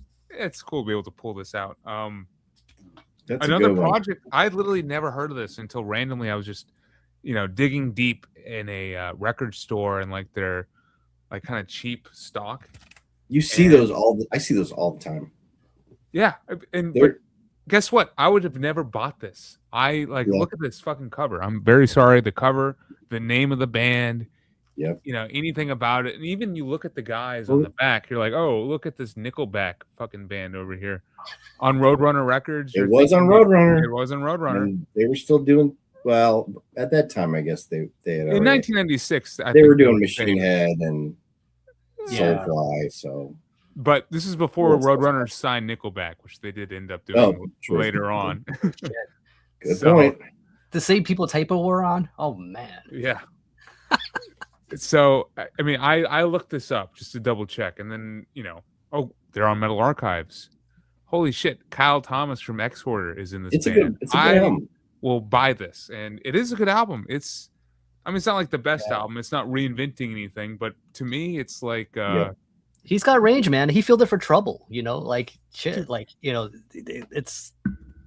I can see him doing this. Kyle Thomas has many accolades. He is a impressive musician, vocalist across the board. I mean, you look up his metal Alabama archive. Thunder Pussy. He was an Alabama Thunder Pussy. Yep, I'm looking at it right now over here. The metal archives. I mean, and it's impressive. I mean, and his time with X Hoarder, he is just a killer, vocal presence, and seeing him live is awesome too. If you get the chance to see X Hoarder, do it. Like the new stuff translates well live, even if it's not maybe as good on record, which I still enjoy it to a certain extent. But this Floodgate material, though, it's cool. It's a style and sound. Like they are not necessarily the most original tool in the shed over here. We're basically a mixture of Down, Corrosion of Conformity, and Pantera. And it's just all jumbled together, and that's kind of what you get. But see, now that sounds like heaven for some people, but if you don't like any of those bands, that sounds like absolute hell for others, believe me, because there's, it sounds hard rock at times. It sounds like bluesy, butt rock maybe once or twice, and definitely Pantera at other times. So, you got to be able to deal with that. But when it's dressed up in that like southern sludge metal, garb, I enjoy it. And this definitely is. And there's some great tracks on here, like Before the Line Divides, Till My Soul, and the closing track, Black with Sin, which I think they were trying to go a little bit for that Bury Me in Smoke kind of vibe, like that Down, because it's just that one big, long 8-minute track with one riff that kind of permeates the whole thing. It's cool. It's a long album. Like you can tell this album was also written for the CD because it's like 55 minutes to an hour long, and it doesn't need to be that long. So they're just trying to fill a CD length. But still, if you like everything that I'm saying as far as it being bluesy and Corrosion Conformity meets Down and Pantera, check out Floodgate and check out an underrated Kyle Thomas project for sure, which also features his brother Kevin Thomas on it. He did The Law, so it's like the chicken egg thing, which came first, right? It's like The Law, you bring up Pantera. Pantera take from The Law. He did Slaughter Slaughter in the Vatican. I mean, that shit came first for sure. So. Well, yeah, but it wasn't the groove metal like it was later on.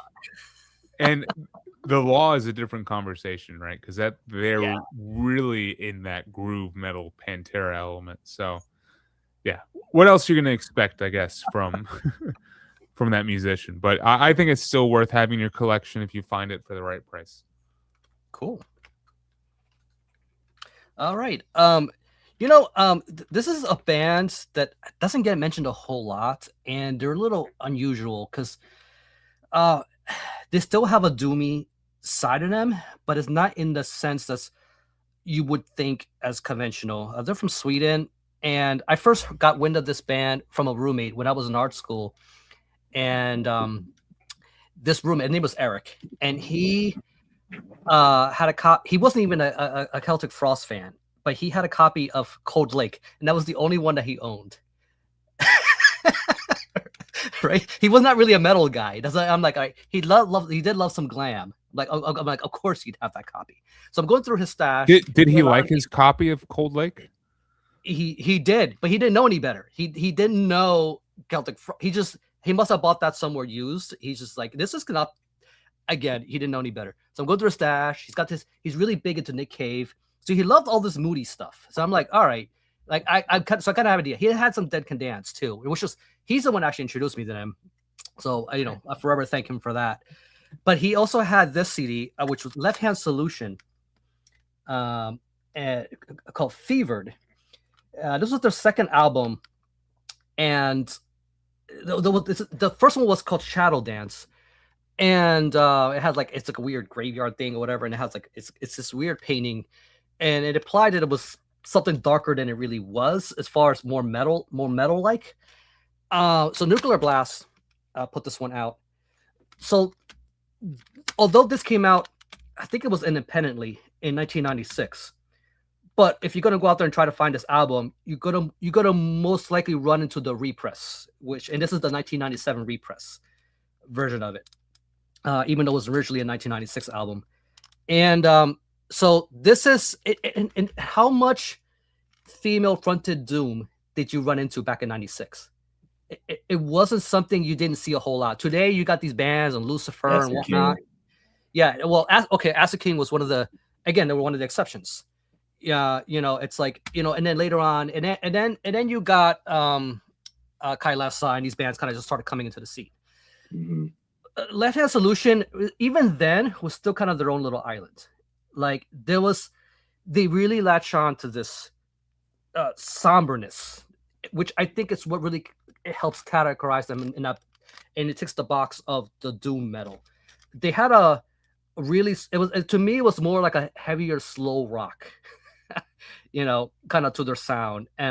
But it created enough of this despair and somberness to their sound.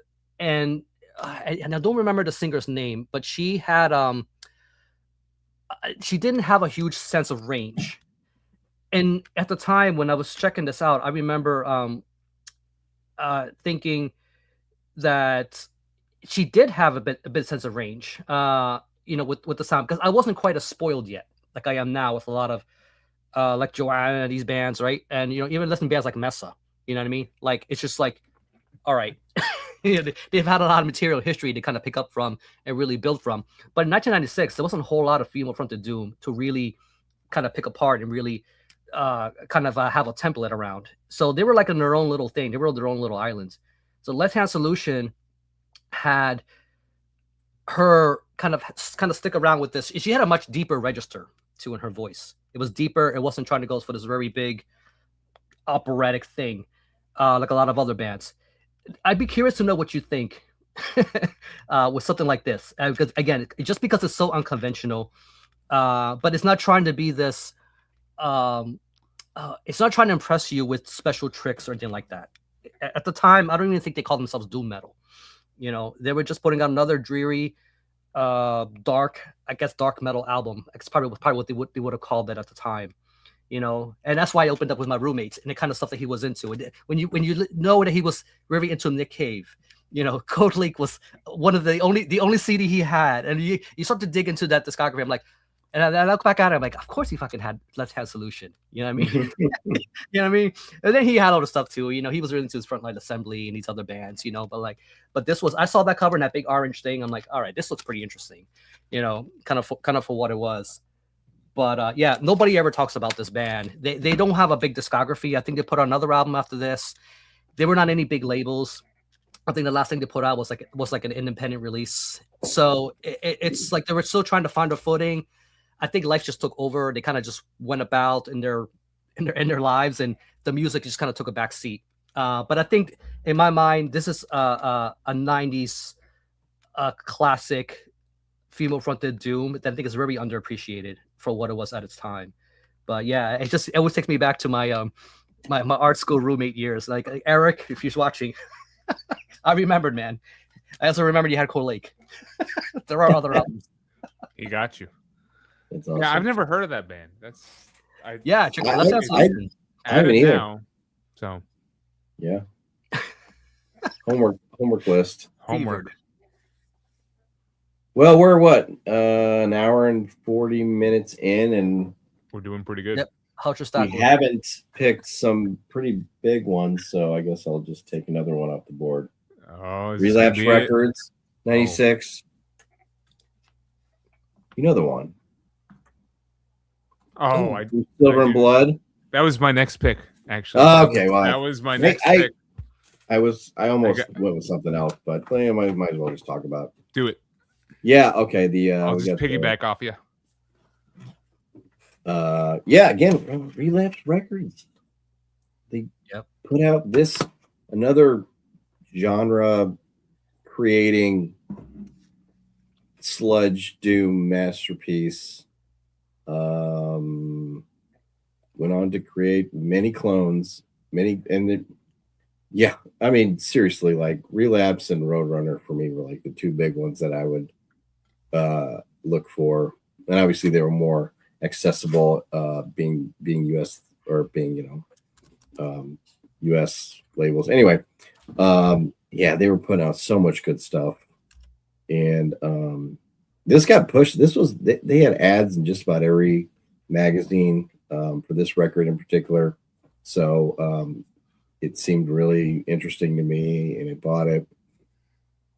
And I didn't, it obviously took me a little bit to get into it. It's just so kind of different and noisy, and got the industrial kind of stuff going on, the tribal beats, and the different kind of percussive elements, and the kind of the hardcore stuff still coming around. But by this album, it wasn't as prevalent as it was in the previous ones. It was the post metal stuff started taking more prominence. I noticed. Yeah, for sure. And it's long, it's like over an hour long. It can be, if you're not familiar, it could be a tough one to listen to, but this started them on a path of a string of really excellent records. And geez, they put out one that released this year. Yeah, and an Undying Love for a Burning World. Fantastic! It's fantastic album. Such an absolute return to form. It's close to this, honestly. It's crazy. Yeah, it's unbelievable. That's right. They were on Ozfest. I totally forgot about that. Have you ever seen them live, Brian? I think I saw them at an Ozfest. I think they were on the second stage. Yeah. But I don't remember much about it. I saw them open for Soulfly back in the 90s. I think they were still on that tour. Yeah, man. It's crazy. There's, even like that band I was talking about, Sunbear, like there's obviously Neurosis influences going on in there. I mean, it's totally obvious. So cheers to them for keeping on, making another killer record with Aaron Turner from ISIS on vocals. Yeah, probably one of the bigger albums of this year for sure. But speaking of potentially the most influential album of 1996, I mean, I think this shaped the next, decade or so of what this style would be. Like, for example, put a pin in this, come back to when we're talking about 2006, see what genre we pull. There's going to be a lot of post-metal. There's going to be a lot of stuff that sounds similar to Through Silver and Blood, but does not fully capture the chaotic, apocalyptic energy that is this album. I didn't even know what to name it at the time. I was like, I don't even know how to describe this. It was undefined. Was it called sludge or was it metal? What did they call sludge it? Sludge was around, but it wasn't like what you call it, as defined as it is today. Yeah, it was a wall of noise, and that's kind of how I described it. Is that how they ended up on Ozfest? Because they were just like their own thing. They were so unique. And tribalistic, like world music kind of meeting it. Still very heavy. I think they did it's the same guys, like Tribes of Norat, were like, again, they were doing that project at the same time when they were putting that stuff out. But that's their more, I guess it's the more experimental stuff. Which is that already was, it's a strange bird. And you had the Tribes of Norat stuff. It's even stranger. Yeah. And but they go hand in hand. They build off of it too. Yeah, hand in hand. Yeah, to make like, especially on the Times of Grace album where they released that Grace Tribes of Norat record too. Yeah, you play it at the same time and it builds. It's supposedly compliment. Yeah, it's crazy stuff, man. I mean, this album is the representation of fire to me in music. Like it feels like the nuclear bomb just dropped and it's everything is just being laid to waste. Yeah. Got some heat to it. It's just it's eviscerating, and the way that they opened with Through Silver and Blood is impressive. The build up of that, the percussion element of this album cannot be understated. How important it is, and how much it pushes and drives this record forward. And then the vocal dynamics of like the hardcore vocals, the more soft crooning style, and just the way that they trade off, because there's like 3 vocalists on this thing. So you got Scott Kelly, Steve Von Till, and then is it the drummer or the bassist who also does vocals? But Yeah, there's like three people trading just impressive vocal patterns with each other. Brian, what's your favorite track on this one? I think for me, it's probably Eon. Yeah, I mean, Locust Star is Locust Star. Yeah, pretty it's good. it's either the title track or Eon for me. Yeah, I mean, it's hard to perfect. It's hard to not pick the title track because it's such a I don't think I have a favorite. It's just that whole thing. It's just I put it on. I don't listen for a specific song. That's a fair point. It's just an experience. Yeah.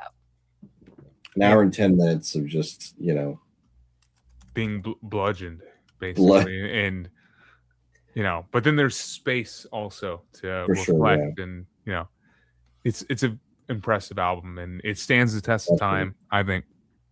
Yeah, I feel like even the band that they influenced are now influencing the next generation themselves. So it's like it's almost like we're on the third generation. Back around right now, right? Because they got Aaron Turner on there now, and we had ISIS and these other bands. Luna.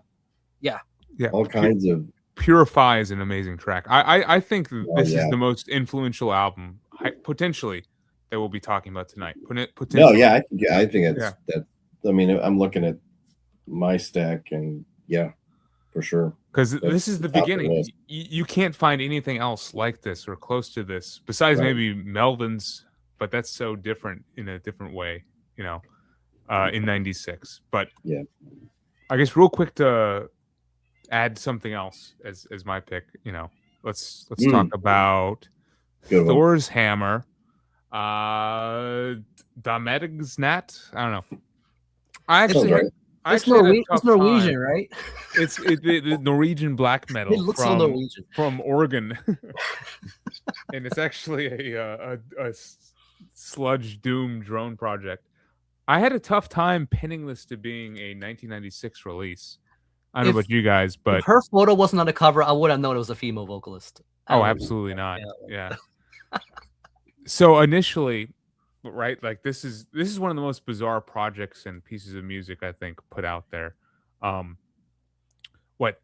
Norwegian exchange student is in I think it's Portland, I think it's Oregon area for like basically the summer, meets up with the future Southern Lord son guys, and they come up with Thor's Hammer over the matter of like a couple weeks to a couple months, and from Seattle. Thank you, Nick.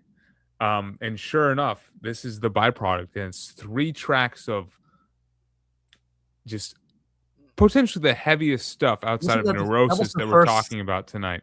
That was the first Southern Lord release too, yes, right? This is Southern Lord 1.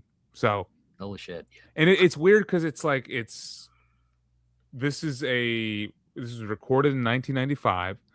Supposedly it was released in like 96 by I gotta look up what the label was. Is it Moribund, I think? Yeah, I actually think it was Moribund. Metal Archives listed as 1995, but then Discogs listed as 1996. All the other music websites I see listed as 1996. It's confusing. It's a mess. And then the Southern Lord CD that we're seeing repressed and stuff is 1998. So I had to do some homework to make sure that this was 1996. But either way, it's close enough, and I think this is another very important. Yeah, but the EP that this was not till 1998, Peter. But the cassette that was released on Moribund was 96, I believe. Okay. That's how we're qualifying. That's how I'm sneaking this in here. Good enough for me. So yeah, but had to mention this in the brutal performance of that Norwegian chick. Which what's her name? I never remember. Like it's one of those like Runhild. Yeah. Yeah. Those are something. Yeah. The track Troll is awesome.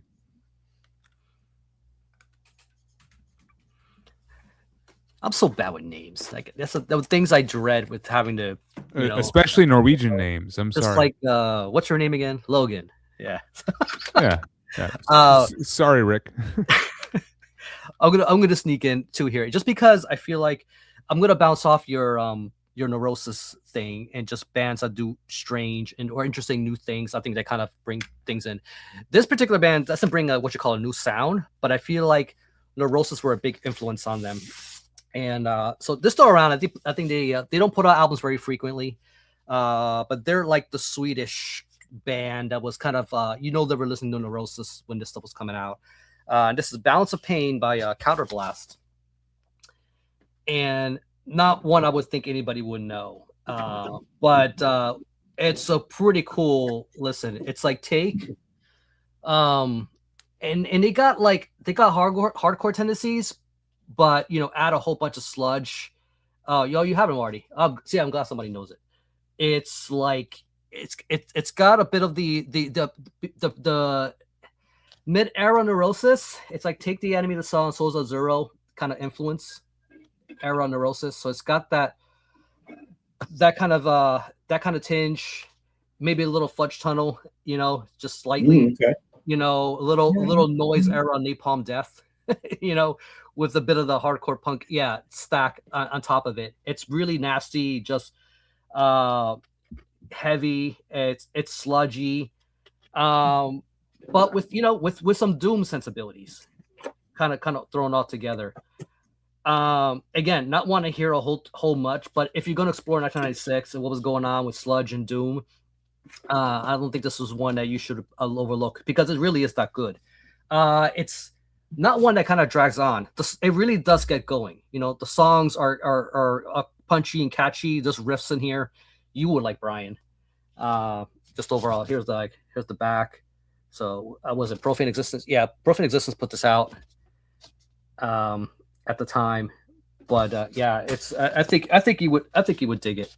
Again, it's just got that enough of the doominess, sludginess with again with a bit of the Neurosis influence during that era, kind of thrown in. I have never heard of that project or band or album. Well, it's one of those pulls. I'm sure nobody's going to pull this one. It's just nobody ever talks about it. That's yep. I'm interested in that. If you're listening to Neurosis and you listen to sludge and just doom, I think this is right there. It'd be in your wheelhouse, man. I think you would dig it. The next one here is just kind of a memoriam to Steve Albini, because he worked on this album with this band, and also this band's local to me. So this is a Philadelphia band. It's a 3-piece. And another reason I'm pulling this out is because Logan pulled out the Frizzle Fry during our pre-stream during this, and I go, Primus is an interesting pick for this, and I'm like, okay, but if we're gonna go there, why don't we do Stinking La Zivetta? Oh yeah. This thing, man. What the hell even is that? Hopelessness and shame. So the fact that they got Albini post in utero era, may I add, to pick up work with this band is kind of telling that you have to understand Albini was a guy who loved his weirdness and noise. He was a very unconventional. If you look at his own bands, he was always about exploring the outside of sound. He didn't like very cohesive and very predictable structure. He still took on that work, but if you look at his own bands, like into what he explored and what kind of sounds that he liked, I could see how this band could have been very attractive for him, or what would lead him to work on their debut. So 1996, band's still around today. They're still doing shows. Very interesting, kind of what they do. It's a doomy, not in the way you would think. It's like, imagine the unconventional weirdness of something like Primus, make them doomier. And I would put this on. It's like background stuff. Because it's not something you listen to when you want ho-hum predictable structure. This band is very intentionally very strange. But it's not bass driven like the way something Primus is. It's still very guitar driven. For what they do. And again, it's a very odd bird, just this band in general. But I think it's very interesting that in 96 that they had but it's still my favorite one, you know. And I don't know if it had to do with the fact with the production, or because this was one of the first ones I've listened to. But if you want something that's strange, and Logan, I know you dig it, because if you're a Primus guy, Brian, I know you're you're a Claypool guy, you know what I mean? Like, again, I'm not saying they sound like Primus, but if you like the sensibilities of the weirdness, I think Sticking Lazy better. And Brian, you recognize this, so you know what I'm. Yes, I just don't. I'm not super familiar with the music, but yeah, I know. It's a strange bird. You see their stuff all over. You know, it's like next laundry day when you got to fold laundry, like just put this on. Like, you know what I mean? It's like, again, you're gonna you'll be done with laundry before you know it. Have an experience. Thinking Lazy better. So yeah, so that's my weird pull. Yeah, again, it's just 13 tracks. It's a 3-piece, and they're instrumental. That's another thing I should mention. Like, you know, so you're not gonna get like a whole lot of. I brought up Primus a lot, again, because of the sensibilities, but I'm not gonna say they sound like Primus or anything like that. It's just that, you know. But if you gravitated towards just strange and unconventional and just whatever, like, this is a cool band to check out. Definitely. Oh, all right. Time for beer number 2. I think what we got. Yeah, I got a sour. It's time to this next pick. I need something a little sour. Here goes nothing from Distill Brewery and I'm gonna grab my Berry Monkey, Brian. Normal, Illinois. Dude, very tasty. Are there any pickles in that, or what's the? No, I'm off the pickle. Sours. This is just it's got coriander and sea salt. Very salty. That's all you need. Which is really, it's got an interesting taste. Now, this is probably my favorite gose. Gose. Is it a gose? Whatever you want to call it. There's my tower. Ghost. Berry Monkey. Oh, well, this is a 5.2. You got like a 9.5 or something. Yeah, Oh, back with Oberon. After this, I'm done. I'm changing up with this. Is gonna be my Oberon wheat ale. This is what the weather in Louisiana is like still. A sun smiling upon you. Oh man, this has a really salty aftertaste. So every time I take a drink, I gotta. But it's gonna go well with this next one. It's a demo. Ooh. Actually, I got a demo. 1996, and that is from Cyanide, Rage War, 1996. Going Death Doom. Classic U.S. Death Doom. Just absolutely great. And this is actually a part of the Death Doom Destruction CD, but they include the Rage War. So I'm gonna say that I have a physical copy, even though it's tacked on at the end of the CD. Yeah, Marty. I'm sure Marty's had an Oberon or two. Oh, killer! If you like Celtic Frost, classic Chicago doom metal, killer stuff. And all these songs ended up on the Death Doom Destruction, but this is kind of a more obviously demo versions of them. But it does start off kind of upbeat and fast with Rage War and Metal Never Bends. It slows down a little with Envy and Hatred, Deadly Spawn, and then the final track is We Are the Doom. I don't think this band ever toured a whole lot. I saw them at a festival a few years ago and actually opened the show with the song Rage War. So I saw this kind of on the list, and it was one I hadn't really thought about. So I'm glad I could bring up Cyanide. Just an absolute classic Death Doom from the U.S. Yeah, I like all their stuff. Everything I've heard by them is really good. I've yet to be disappointed, whether it's the 90s stuff or the stuff that's a little more modern. But where do you guys fall on Cyanide? It's kind of a band that's just like, you know, pretty they're pretty consistent to me. Pretty consistent, yeah. That's why definitely. I struggle with a specific record. I like the first two the best, but it's still. But you know what? But I don't mind any of the releases. I could put on Cyanide on a playlist, be like, yeah, they're awesome, man. Like, I didn't think to pull them either. Like, man, I'm glad you did. Yeah, Well, yeah, and a that's cool the pull. thing is, the demo sounds good, you know. And Aaron from Aaron from Molder had a little tape reissue. Hanky, I think his name is. Yes, he had a little tape reissue label going. I don't know if he's doing it anymore, but he had a couple of really cool, mostly Chicago area bands that he would reissue their stuff. And he reissued the Rage War tape. And I know that the band they found like an old box and that had some like original J cards from the Rage War original pressing of it that they hadn't used. So he was able to take some original J cards and repress it with a tape. So I think, you know, the first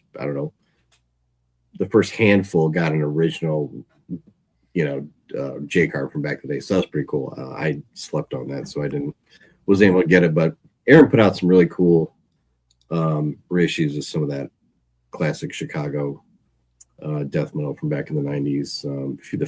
The Funereal album, I think he repressed. I think it was called Misery Season. Yeah, I think I got that. Oh God. Yeah, I got a copy of that.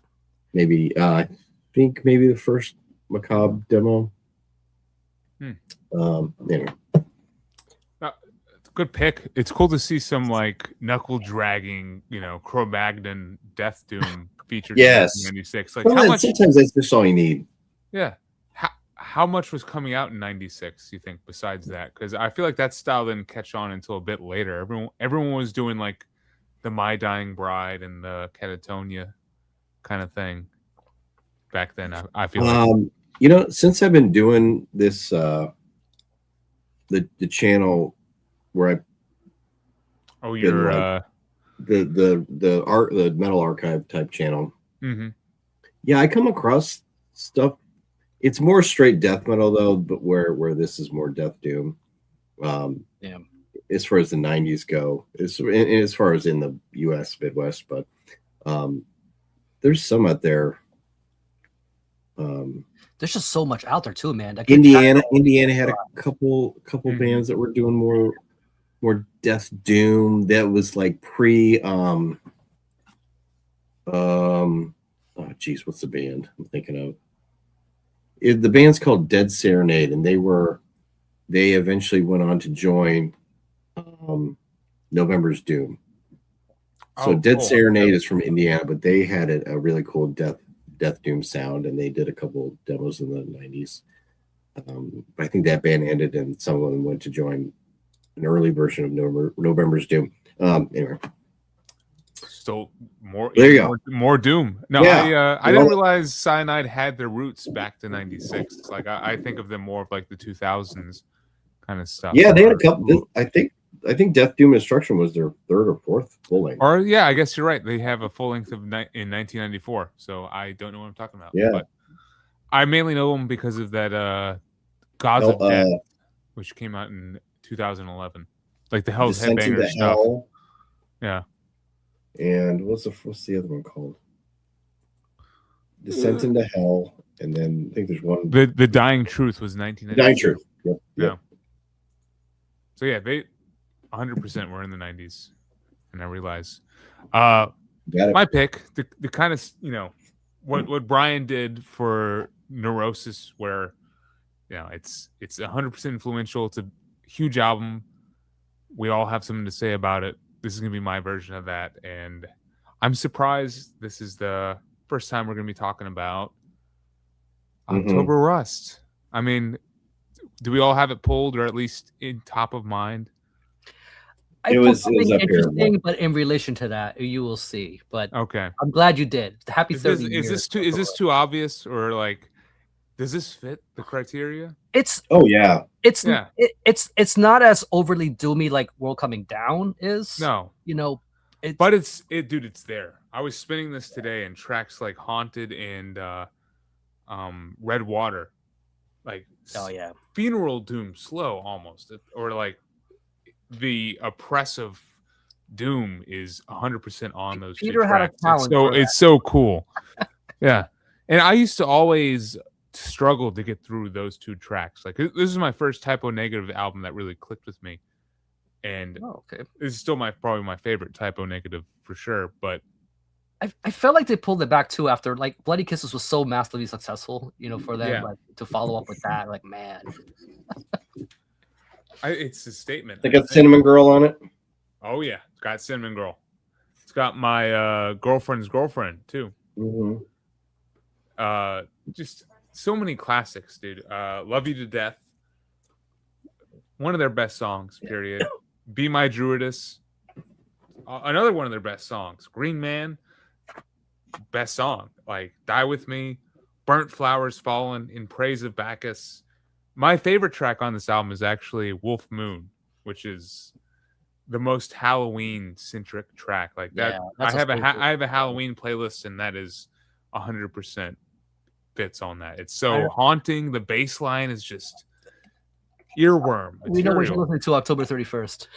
Dude, 100%. Like, it felt weird pulling out this album for today, to get in the mood for tonight's what's surprising? Because it was 97 degrees here in New Orleans, which sucked. Well, that was what I was going to say. It's still August, right? It's still August. Why the hell are the Spirit of Halloween stores already opening? Like, I just like the pumpkin. I don't know. The season. The pumpkin beers. It's not the season. It's time to get into it. Early. It's too early. I'm Labor Day. Well, okay, probably. I get that, but it's still like literally the hell days of summer. It's the same reason that Christmas stuff comes out in October. Yeah. Come on. I went outside today and I didn't sweat at all. It was like 75 degrees. But good for you. It could change tomorrow. Tomorrow it could either be over 100. Illinois guy telling us to New Orleans. That's true. Yeah. I think I gave myself asthma today with how hot it was. But it's this.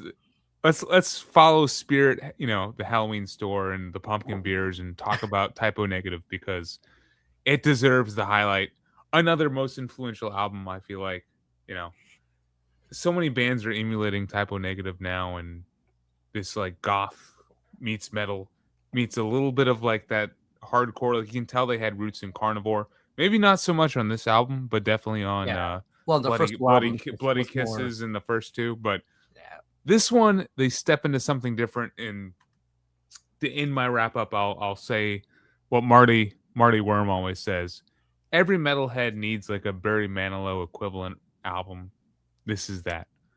Get your Barry Manilow album, and Okay. I have no advice for we got Barry a White teaser for the next Heavy Metallurgy. Jesus teaser. Christ! There's a difference. Is there a difference? Barry White and Barry Manilow? Yeah, there's a difference. Oh yeah. Come on. Well, you love making music. I'm sorry. Buy this. You'll be fine. Good luck. You're good. You didn't say Marvin Gaye. Yeah, Marvin Gaye stuff. Neurosis could be love making music. Healing. It just all depends. Neurosis. Yeah. If the world is ending tomorrow, you could definitely get laid to Neurosis. The difference is night and day. Yeah. Oh man. Is it Rick's turn? Yeah. So. I'm gonna do because Peter from the Metal Vault is on, and he wants to see some Death Doom. So I'm gonna pull something. I'm gonna pull two obscure things because they're one's just an EP, one's a full length, and they're like a one and done thing. So I'm gonna start with a band from Belgium, and Brian, you pulled Amorphous earlier, and right away, we were all wishing Tales from Thousand Lakes came out in '96, so we had a reason, so that we would have a reason to pull it. Yeah, right? But that didn't happen. But if you were itching for Tales from the Thousand Lakes in 1996, and you were disappointed by the Elegy for some reason or another, you have The Darkening to kind of save the day. They're a band from Belgium, and the album is Awake, and it's pretty obscure. This is the what's that Chinese label that puts out that Huang Kwang, Hong Kong, reissues. That thing that's So they reissued this stuff. I'm trying to find an OG of this. Good luck with that. But this right here it still has the death metal sensibilities. And you can tell that's what the kind of where the band is rooted. I like the way Amorphous was, but you can tell what Amorphous did was they slowed things down, which they were not trying to create a quote doom album, but the result came out sounding quite doomy, as you know, because of the way they did the production and the way they performed the songs. I feel like you get a bit of this, those kind of vibes from this album. I'm not saying this sounds like Tales from Thousand Lakes, but you're gonna get a lot of the sensibilities that you get if you want your death metal to have some of those elements. It's they do have some faster moments, but this is a fun ride, man. Like this right here, it's not something that I expect people to know or talk about much. It's not a band that's been very active or very prevalent, nothing like that. But this is a really cool release if you find it. Again, if you love Tales from Thousand Lakes, and you kind of want to jumping off points, I think this will be one that will kind of scratch that itch if you've been looking for something kind of like that. This other band, it's a Finnish band, and they did the one EP. I didn't get a proper jukis with this, so I'm going to do the Marty's favorite thing, the sleeve thing, with the Rubbermaid container. So this is COD, Monolith Empire, and it's I'm trying to find what the name, Corpus Omni Domini is what it means, and it's a short little EP, and it's got like, what is it? I think it's got like 3 proper songs, but this is very much. I mean, look at that graveyard there. You can kind of tell you're getting some decent death doom on here. This is a band that's been trying. They were trying to get signed. They were trying to really get out there, and just nothing really panned out. So they kind of just ended up with this. So in '96, they self-released this EP, and the funny thing is, they had a cover on this. Can you guys guess what the cover is? Probably. Summer Breeze. Clear Window Pane. Typo picked some interesting bands to cover, that's for sure. I will give them that. They went with Phil Collins. All right. It's not in there. It's not in the air tonight, is it? It's Another Day in Paradise. That's pretty. I mean, it's a pretty dark song. It's trying to imagine Another Day in Paradise as a death doom song. And I'm thinking, okay, they didn't change the lyrics. They didn't change the lyrics. So this version I have here doesn't have it, as a matter of fact. So you probably wouldn't know. So you got to hop on YouTube or whatever. Look this up if you want to know. If you want a nice cringy moment, there's a reason why it's not on here. So the copy you're going to find is the 97 pressing, which is by Wild Rags. Wild Rags said, all right, look, we'll do this for you. Take out that Phil Collins cover. Just please. And so they obliged, and they replaced it with some like instrumentals. So it still has a similar like runtime length because of the instrumentals. And they took out the Phil Collins cover. But if you want to have some fun with it, you find the 96 OG. You'll get that version. You get the Wild Rags version. You're not gonna get the Phil Collins cover on this, but just 90s classic death doom. Kind of like, again, just nothing particularly special, but it's just another kind of mirror, kind of what was going on at the time with a lot of bands that were kind of going for this sound. I'll pull out some other examples to kind of just like a showcase when it's my turn. The next go around, you'll see what I mean. But yeah, anybody who's heard of this, bonus points.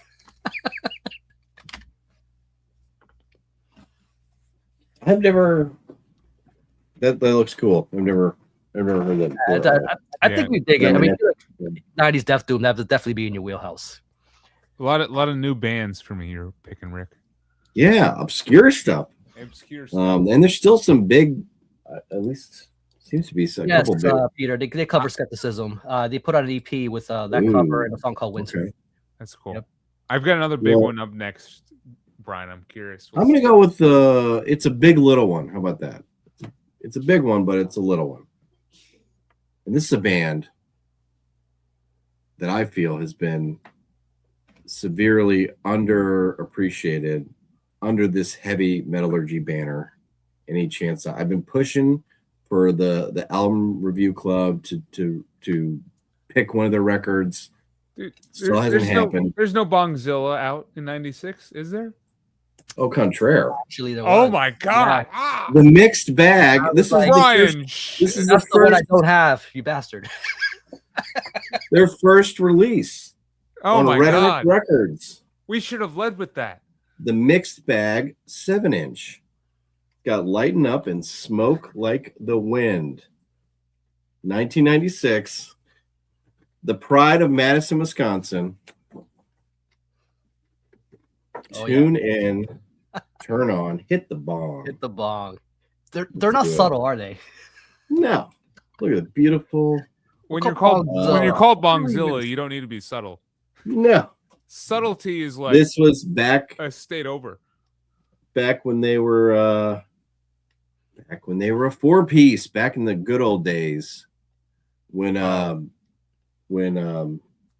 So you're one of those Mule demo Boy guys. Mule Boy was still on guitar and vocals. Now he's bass vocals, but yeah, I love Bongzilla. And so any chance I have to show some Bongzilla, I will take. So this is their first thing. Then they did a split with Meat Jack after this, and then right into their first album. Stash, right? Stash, That was 99. So these I looked songs, and I was like, oh, there's no Bongzilla in 96. there's not. What do we do? Well, And I was bummed too, and then I was like, wait a minute, let me look at this. I found a copy of this. Where there's years a ago, will, so- there's some weed. Yeah, And I Brian found this found it. and that mixed bag, beautiful. So I was happy to show this, and I held on. I went to the end because I thought it'd be a for, nice. for you bolt thrower fans, they have an EP called Hemp for Victory. Yeah, for picture. But this is a little on the more. The vocals are a little different than what they get into more of the harsh raspy stuff. They're not the nasally. Not super nasally, no. Okay. So these songs are okay, but I like the more raspy type snarl that Mule Boy does. But they still have some of those Bongzilla samples to start things off, and just super cool. So I remember back in the 90s, man, when Relapse was pushing that stuff, man. I'm like, yeah, giant, just like buds, just all on their covers. I'm like, yeah, these guys are not subtle at all. Exit 13 was another one that they Yeah, pushed more a lot grind, as that hydroponic grind. Yeah. Type stuff. You guys got to do like a marijuana con for an album club. That'd be great. Well, I mean, I think it'd be Marty, you heard it here, man. It could be coming. It could be coming. Well, I think they might have struggled a little bit with the weed eater pull, like one episode. Oh, that's right. You did. I did do the weed. That was my first pick for the album club. Actually, Yeah, it's just I saw the looks around. Like, of course Logan picked that. Of course he did. You got to come out. I was like, yeah, man, strong. Guns, all guns blazing. All guns stoned. I'm like, someone's gonna do that. There we go. That's why we have him on here. This is why. There'll be more sludge, believe me. I'm sludge all the way through till the end. But no, impressive. For those that don't know, what Halloween is to Marty Worm, Bongzilla is to Brian. So, drink. Cheers. Yes, cheers. You snuck it in there. I'm impressed. I'm impressed. Now Hold it on my ass. But you made it work. Yeah. Now a bigger pick, I guess, from a bigger band, which are top of name right now. Godflesh. Oh yes. Oh yeah. Come on, we gotta talk about songs That's a of good one. love and hate, and also a That's bit of Louisiana, almost New Orleans trivia right here. You got followed it up with a remix album. no, but like you see in the background, that lovely city is actually all smokestacks and stuff from a refinery up on the Mississippi River. Oh, is it? Just going up a couple 30 or 40 I miles actually from didn't here. know that. That's Yeah. cool. It's a place called Cancer Alley. A lot of these like little communities that occupy the Mississippi River, going up along all these refinery locations. A lot of the local, citizenry and stuff. A predominant amount of cancer. There's been some huge lawsuits and stuff over the years about we've got Chevron, Exxon, a bunch of different big oil companies out there. So this picture is a picture from Louisiana in the background, and then I guess this, of course, is I don't know where that Jesus came from, church or but something. yeah, who knows? But I remember when I went to New Orleans back in like 2010, and remember that whole oil spill, like calamity, and like the BP oil spill, man. Yeah. everybody was telling me like don't eat the shrimp, like it's just the scrimp. It's just like you want a little oil with your shrimp, but that's probably not the way to get it. But I'm like, man, but it all smells so good and tasty.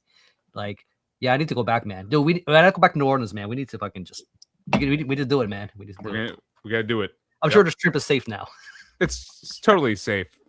There's other things you have to worry about, to be fair, but the shrimp is fine. This Godflesh album though is pretty fucking awesome. My one rare cassette pull. I never get anything on cassette, but stumbled across this for a good price, and here we are.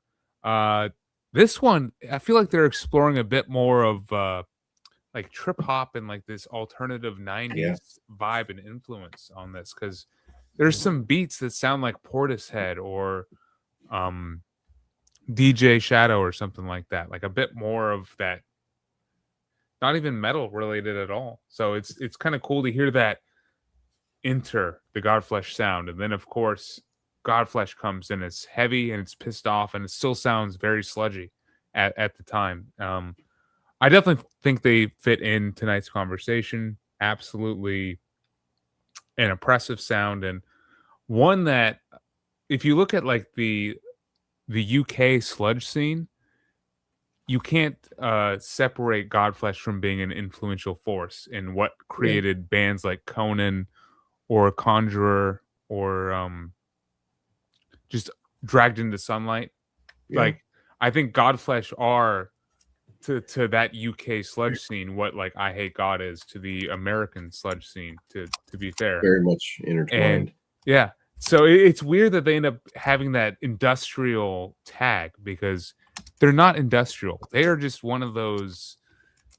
So many different hats. Like, speaking of just an influential musician who's done so much to impact metal, fucking Broderick, man. So many different styles. Him and like Lee Dorian as well. Just the Napalm Death connection. It blows my mind to think about it. But yeah, have to mention Godflesh. This is potentially my second favorite outside of Street Cleaner, I think. So I'm glad you brought out something with a cross. We'll see later. But I'm sorry. I totally agree with you on that record. I think I'm the same way. It was one of the first ones I heard, and it just connected with me back in like the early 2000s. And I have a double CD copy of that, and the second one is called Songs of Love and Hate in dub. So it's got a lot of those. It's got all those remixes with the beat, interesting beats.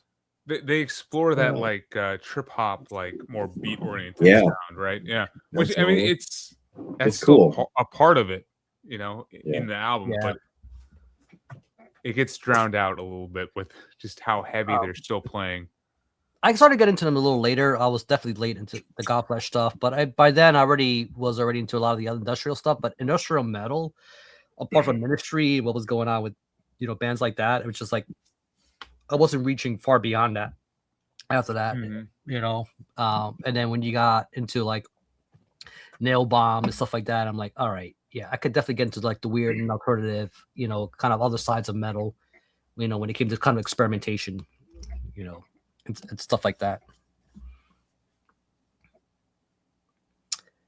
Oh, my next. Your next, Rick. All right, so I'll do a quick two pull, I guess, just to kind of keep things moving. But I got like one left, maybe two. Oh, okay. Yeah. So I guess we'll just we'll keep it moving. So it looks like we're getting close to the end. I didn't want to disappoint everybody. 1996, like I was saying in the chat, it's a big year. It is. Even after the word done, we're still going to leave stuff out, which is ridiculous. There's still some big ones, I think, that haven't been shown. That we left out. But Peter's here. I'm going to do a couple more obscure pulls or old. Yeah. One is he brought it up in the chat, so I figured I might as well mention it, from Portugal. Desire. Infinity, a timeless journey through an emotional stream.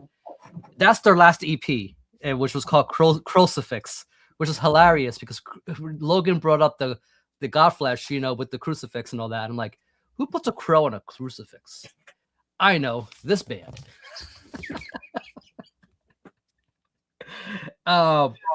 They got progressively darker as the discography went, but this right here, shit, man. Like, okay, so in my eyes, this is such for something that's Death Doom, it's a weird way to describe it, but it's just there's such intricate beauty that, like, everything is so meticulous on this album. Every single note, every single element has been just thoroughly thought, just kind of just composed. That's the way to describe this. This is such a special album. There's nothing quite as, to me, that came out in 1996. Even some of the bigger names that you might have, again, I might mention later. There's something very interesting, ornate, and I believe the keyboards on this it's just so silky. It's just so dreamy. You kind of get this just by looking at it, that there's some element of that. It doesn't need a whole lot. When you dive in, there is, Peter said it great. It's a beautiful album. Again, we're still talking Death Doom here, but when you put this on, it's so captivating. And there's a reason why they went with this whole scripty looking font, like all throughout. Like, it's hard to read, it's annoying, but I don't mind it because it fits so well on this particular band's sound. But when you follow up their other albums, they didn't quite capture the magic they did on this one the same kind of way. Like I said, they kind of darker. They're still good listens, but this one right here, if you want something it kind of takes you back, you could put on and just kind of whisk yourself away. It's such a strange experience. Again, good luck reading that logo. If anybody who missed it, it's Desire. Desire. My God. Okay. Really good shit. Like, again, like Marty pulled the image. Like, they went to, like, eventually they loved using crows. On the follow-up, they used a crow on their album. And then the last EP, they broke up in the early 2000s. No, they didn't break up. They're still shown as active, which is so damn annoying because these bands will be on hold forever. And I'm like, come on, man. Like, you already dropped something or what? Like, if you're not, consider yourselves, like, not active anymore, because just don't keep us hanging, But I don't think I wouldn't expect them to reproduce the beauty of something like this. Like, again, obviously we've shown on their follow-ups. This is a really special one. 1996 Death Doom, put this on your list. This thing is excellent. I don't even know who put this out. I bought it from like some what do you call it, distro. So it was just hard. It's hard to make out what it says. But you'll find it. Desire, Infinity, a timeless journey through an emotional dream. There's a reason why I pulled that out. This is a really special album. It's another one I have never heard of in my entire life. Out of Portugal. How is this possible? I don't think we brought up anything from Portugal tonight. No. The other one too is real quick. I'm not going to spend as much time on this one, but it's a cool listen, guys. I got it this year, and because it got reissued. And this is Silent Stream of Godless Metallurgy, yes. The Iron album. From Russia? From the Czech Republic. I believe. That's really good. This is this is very much cemented in the 90s. This is very 90s Death Doom. The band, you can tell they kind of started getting quickly bored of the sound. This is my problem. You learned your instruments too well.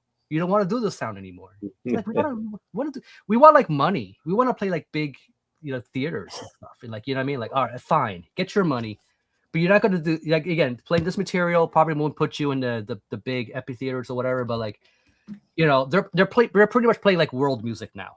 Like, you know what I mean? Like the metal is pretty much gone. You know what I mean? It's beautiful stuff. I mean, if you like that stuff, I'm like, again, I'm not trying to steer you away, but if you want Death Doom, this is the one you want.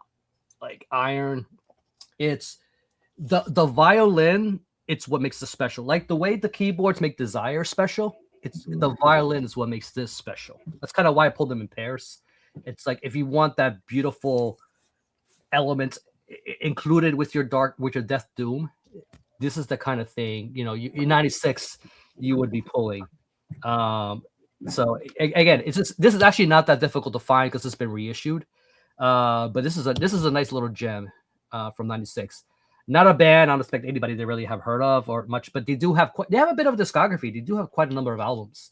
Surprisingly, that's one I have heard of. I do know that album. Don't have it, but it was one that I was like, oh, I wish I had it. I would. Oh, young they were here. There was just a bunch of kids. I mean, look at It's this.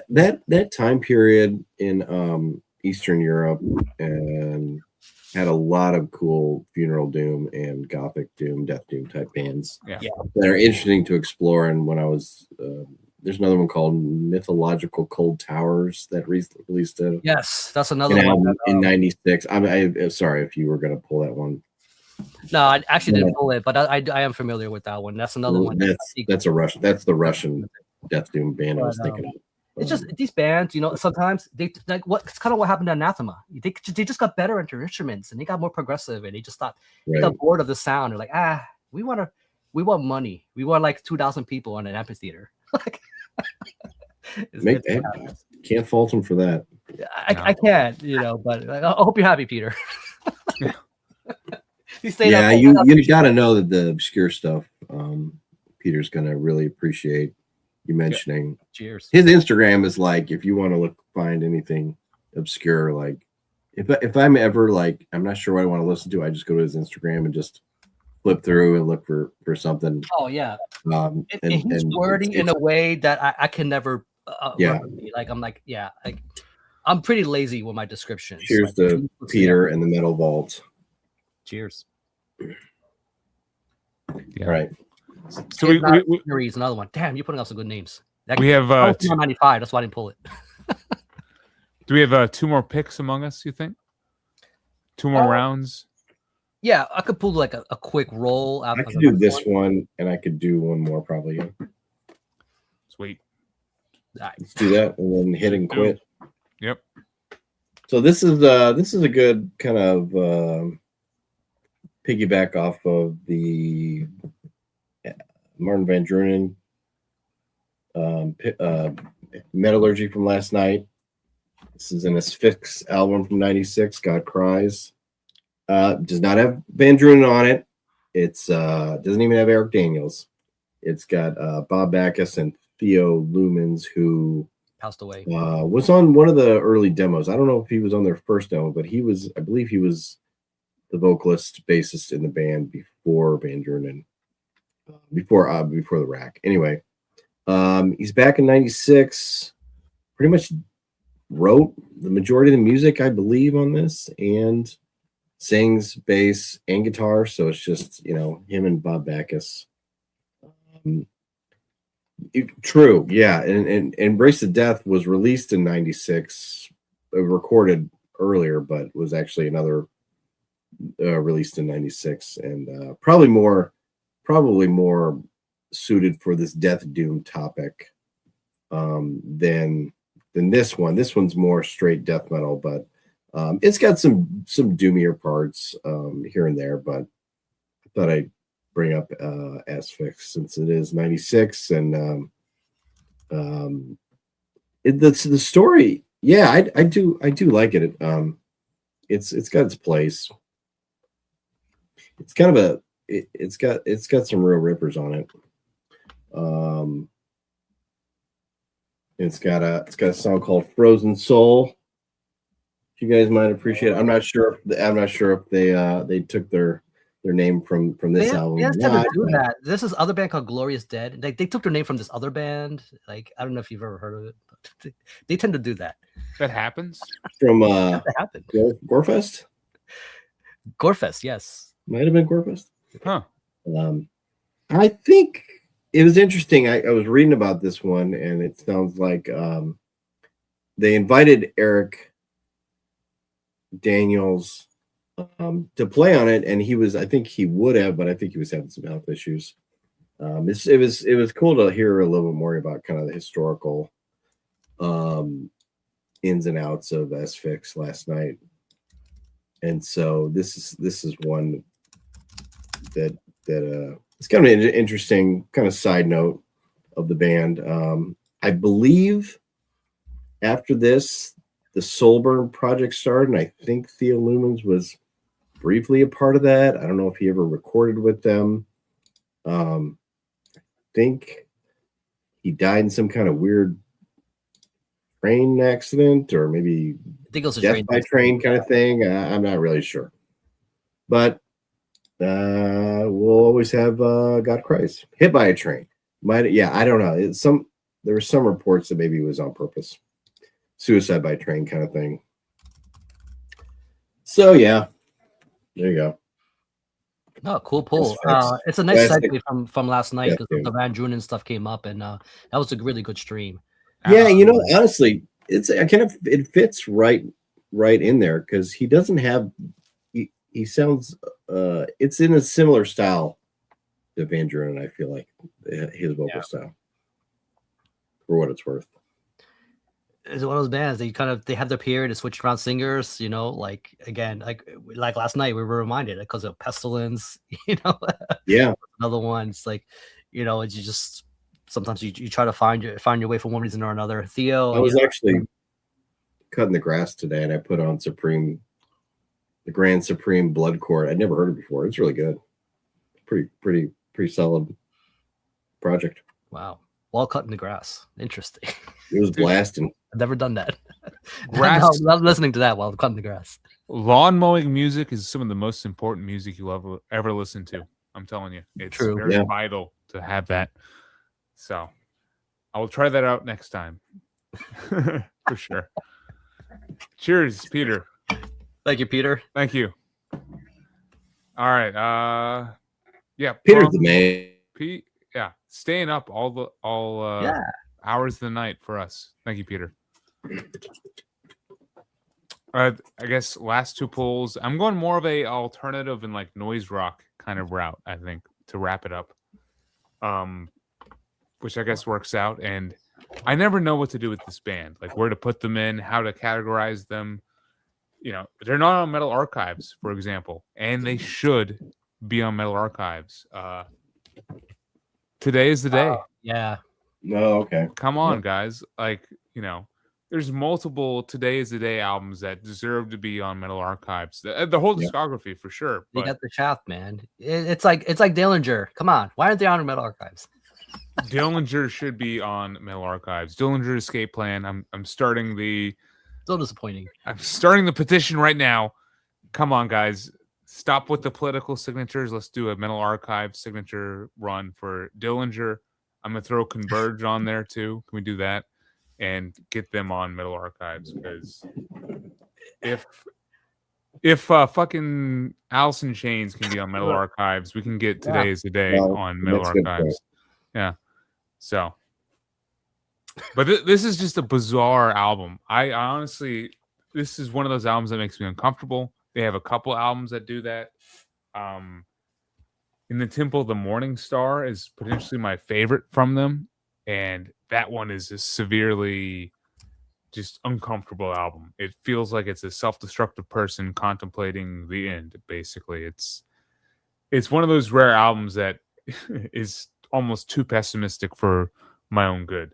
And this one's not too far off. It's very dark. There's a lot of violence, it feels like, contained in here. The noise rock and like borderline grind elements are here, and it just goes all over the place. It goes to like a more meditative, quiet song, and then a more like busy, intense grind track. Today is the Day. There's no one like them. Steve Austin is a impressive musician and a force to be reckoned with. And He's a guy where I question his mental state at times when I listen to that. I'm like, man, where was his headspace? Like, that's exactly my point. Like whenever I listen to Temple of the Morning Star or In the Eyes of God, and this one, to be fair as well, it drags you down. You feel like you're being pulled down by this negative force, and I think it's Steve Austin coming through the music, and it's impressive, but it makes it so where it's not like an everyday listen. You don't want to spin Today Is the Day all the time because well, according to Marty, he's pretty normal. Like, I'm sure he is. I've never met him, so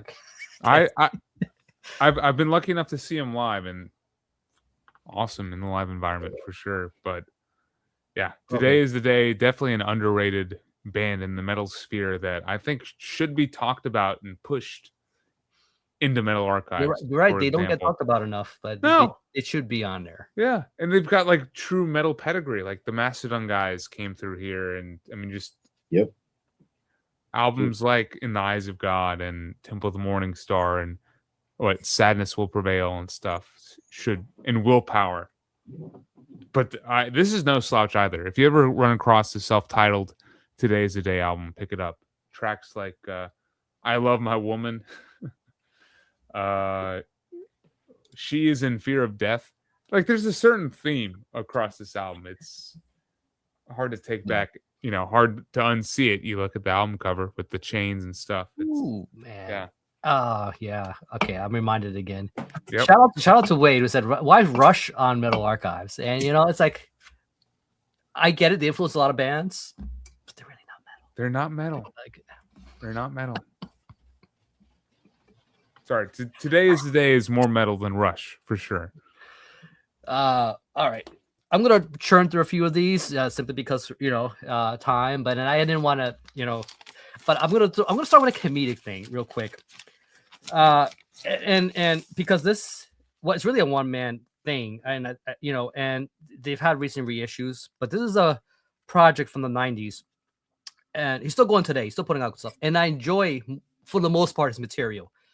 But this particular release, it's like, all right, Deinonychus, which is named after a dinosaur, and that's the OG cover.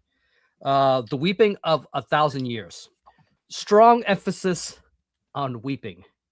This album is so mopey, such a level. The Ark of Thought, the follow-up, is fucking awesome. Like, I love that album. But 96 was just not the year for him. This right here, it's one I struggled with. There's a lot of this internalized. It's just a version of Doom, blackened, but it's not. In a way, you don't get the harsh vocals like the way you get, like it's very unconventional. I don't even know what box to tick for this. It's like it's a very internalizing, gothic, blackened, doomish. Don't expect Cradle of Filth. Like you're gonna get like something that's more just full of despair. And he does this weird double voicing thing where he's like talking over what he's singing. And it's sort of just, it's just this element of weeping and romanticizing and just punishments. That's the vibe I get from this. Like, it's just,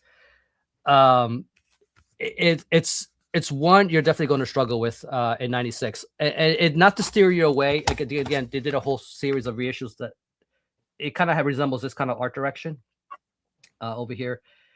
The frilly shirt, the frilly shirt says it all. Anybody who's watched Seinfeld, you know what I'm talking about. The shirt. No, but Deinonychus is it's. I don't want to be a pirate. It's cool to check out, but I would just say this is not the album I would start with. Like, it's just to get an impression of the stuff that he does. The Weeping of 1,000 Years.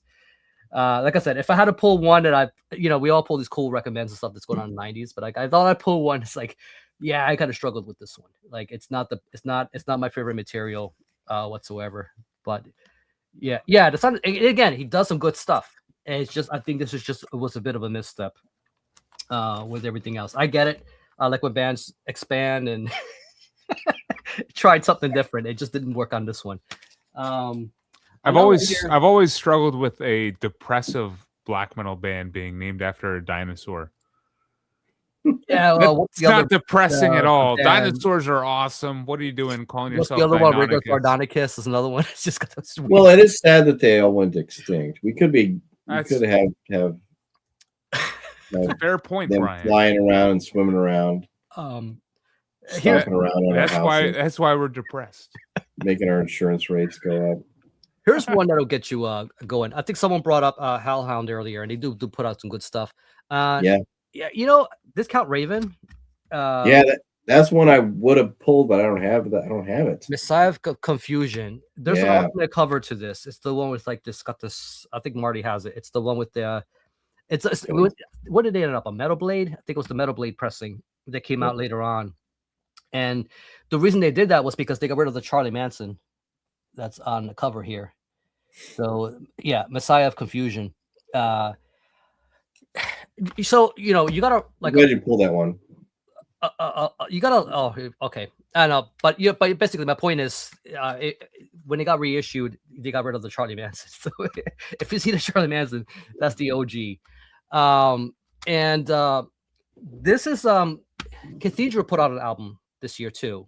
It was the what was it? Supernatural Birth Machine. I wrote it down. Yeah, I would put those two. The reason I didn't put Cathedral because I feel like the reason you might enjoy the Cathedral album could be also the reason you would enjoy Count Raven is they're both kind of their groovier, more stoner kind of leaning Psychedelic kind of leaning kind of albums. Yeah. And I thought Count Raven would be one that's not quite mentioned a whole as much. Getting used to this band, if you don't know going in, it's very nasally.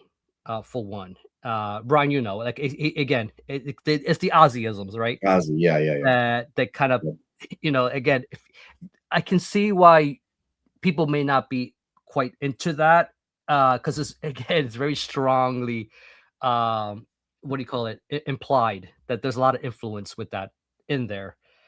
The if you pick up the Metal Blade pressing of this, you're gonna get the bonus track. It's Regression, which it's kind of a medley of a bunch of Sabbath songs, which you don't get on this one. So if you were still in doubt what their influences are from, you get the reissue and you get the Regression track.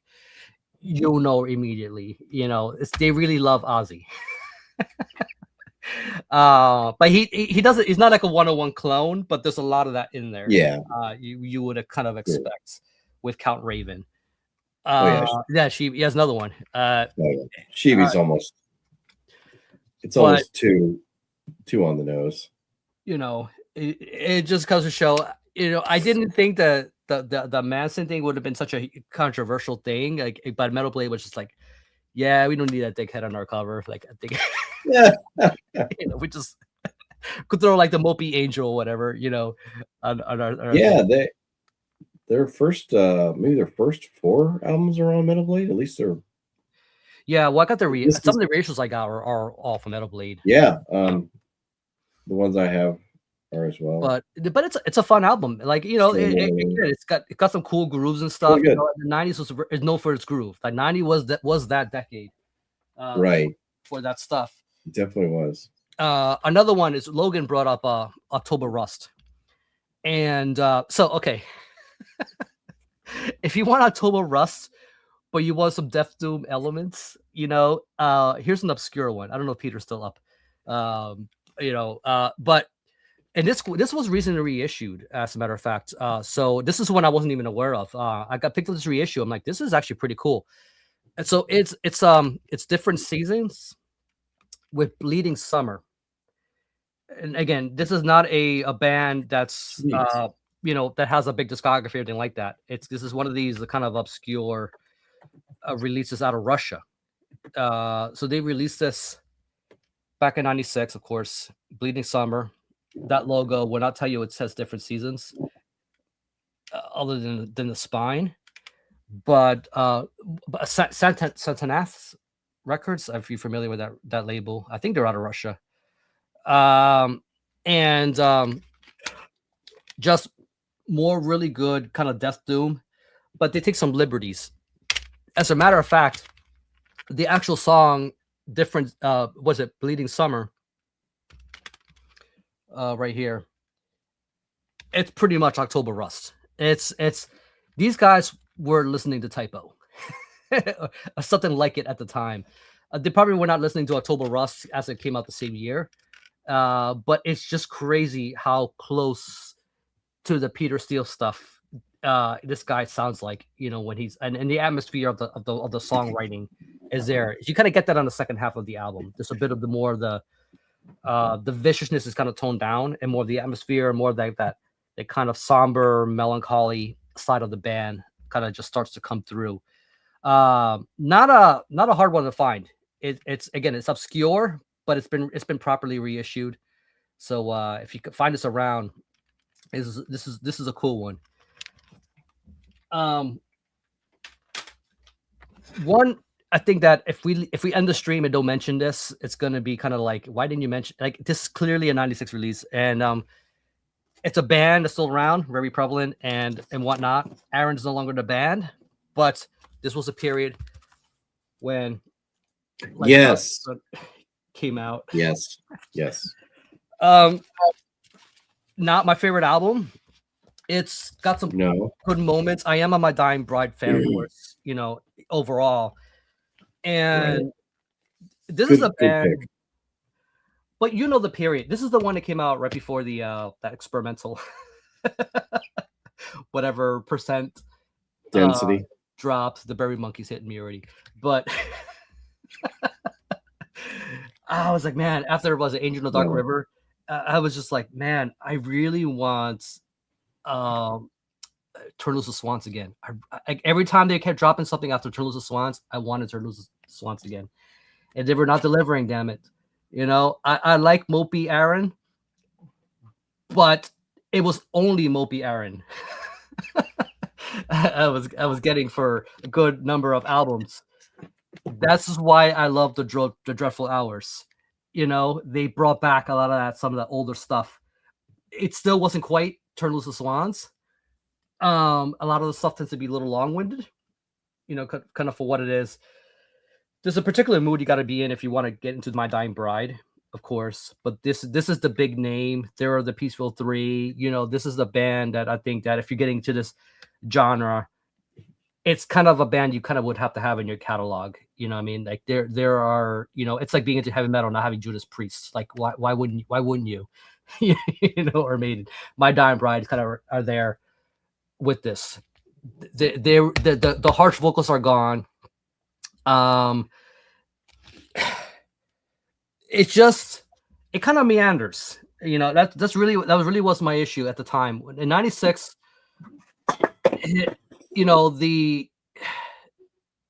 this was a band I was just starting to get into, and I didn't have much of an opinion at the time. I started getting more and more into the catalog. This album's kind of started taking more and more of a backseat. Again, it was just Turtles of Swans. I kind of skipped a bit of this period, went right to Dreadful Hours, and some of the releases after that. I love Aaron's harsh vocal moments. You know what I mean? Because he did it so well. That's kind of what it is. You know what I mean? And don't get me wrong, he does the mopiness thing very well. He's really good at it. But at the same time, it's just when there's too much of that ingredient kind of thrown in, he kind of loses you, with this. But it's still a staple band. Again, this is an interesting period in their discography. 96, not my favorite year. But it's just nice to revisit this time period and go back. I appreciate it a little more than I used to back then. But I remembered why I don't revisit this one too often. I don't know how you guys feel about it. It's got a sneaky heaviness to it. There's some tracks in there. There's some riffs that are really have a real heaviness to it. and some really cool like drum fills. If you listen to it, it's not all super slow. Oh, why'd you have to say that, Aaron? Now the Morrissey thing, I can't get it out of my mind. It's like the metal Morrissey. You ruined it for me. Yeah, I don't know that one. For me, it's like, the early stuff, and then we jump to the Dreadful Hours, actually, which is like potentially my favorite. I wouldn't say start here, right? Like I wouldn't say, like unless you really don't love harsh vocals, like I can't stand the harsh vocals. Like all right, maybe Angel of the Dark River, maybe I don't know, like. We just don't get to my dime. Look around, Rick. I mean, I would pick the last album over this one. For example, that's what I thought I had. We all like harsh vocals. Yeah, that's the problem. When you lose your harsh vocals, the audience may dwindle, but you may gain new ones to take their place. So just come back later, like a lot of these bands do, and release a good album with harsh vocals, and we all come back. That's why I was like with the Dreadful Hours, like, oh yeah, it's back. It's not back the way I wanted it to, but it's a good album. I love that album. Good, yeah. Is it my turn? Yep. Last round. I kind of struggled with whether this would fit, but I'm gonna go with it anyway, just because of how kind of influential the MTV was at the time and their Unplugged series. And here we go. Yeah. I mean, they did. Oh, yeah. They did Nirvana, put out a big one. Kiss did one. Pearl Jam did one, I think. Yeah. Stone Temple Pilots did one. And so, yeah, Alice in Chains put out their. So, I mean, it's Brian's their version in 96. And we had talked about this little bit before this stream, and we all kind of felt that this was a well received of the grunge, 90s grunge. I mean, they were definitely the darkest, definitely the most metal. And this is a lot of doom on this one. They go with all the big hits. Songs like, especially songs from Sap, are just even more dark on this, I feel like, especially considering we know what happened with Lane afterwards. 96, they weren't playing a whole lot of shows. No. They did a few after this, live shows, I mean. So this was kind of like the end of a chapter. I don't know. Did they do that Get Born Again? That was after this, obviously. I think it was the Get Born Again song with the Best of the Box. Mm-hmm. But anyway, that's what Cantrell went solo, right? Which are also pretty good, Yeah, that was that in the 90s still? His first solo was Degradation Trip? Boggy Depot, I think. Yeah, Boggy Depot was 90s. Boggy Depot. Good one. Yeah, you're right. That's my favorite Cantrell, actually. Yeah. And so the acoustic versions of this are just have that sense of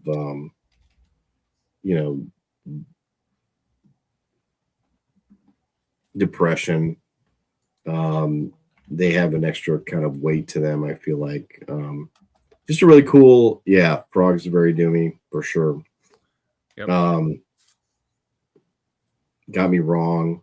The and Down in a Hole especially.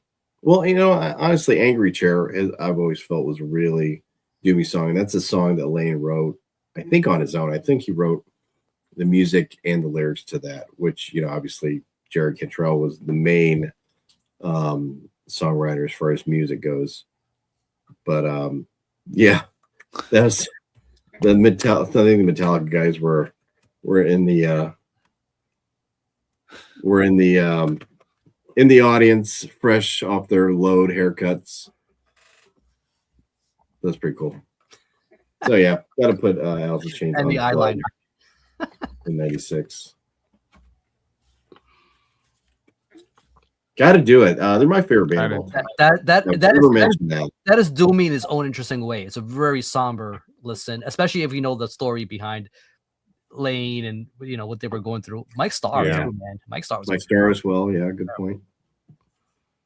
Yeah, I mean, Brian kind of jumping right off of you. I might put this away for a second because I wanted to end my conversation topics on this because Over Now is such a phenomenal song, and it almost ends this album, which I don't know why they didn't end it with Over Now, but we've got Killer Is Me, the final track that they performed. But yeah, also potentially my favorite band of all time. It's tough. It's their top 3 easily. Alice in Chains will always be the band, the best band, the band that really basically got me into heavy music and got me into wanting just to buy physical media and explore what could be heavier and more uncomfortable and darker and heavier.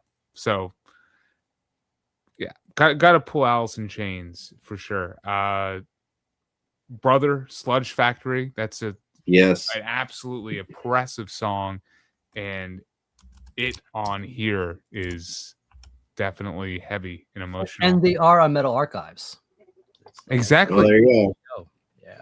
Exactly. Yeah, that version of Sludge Factory is it's on another level. It takes it to a different place for sure.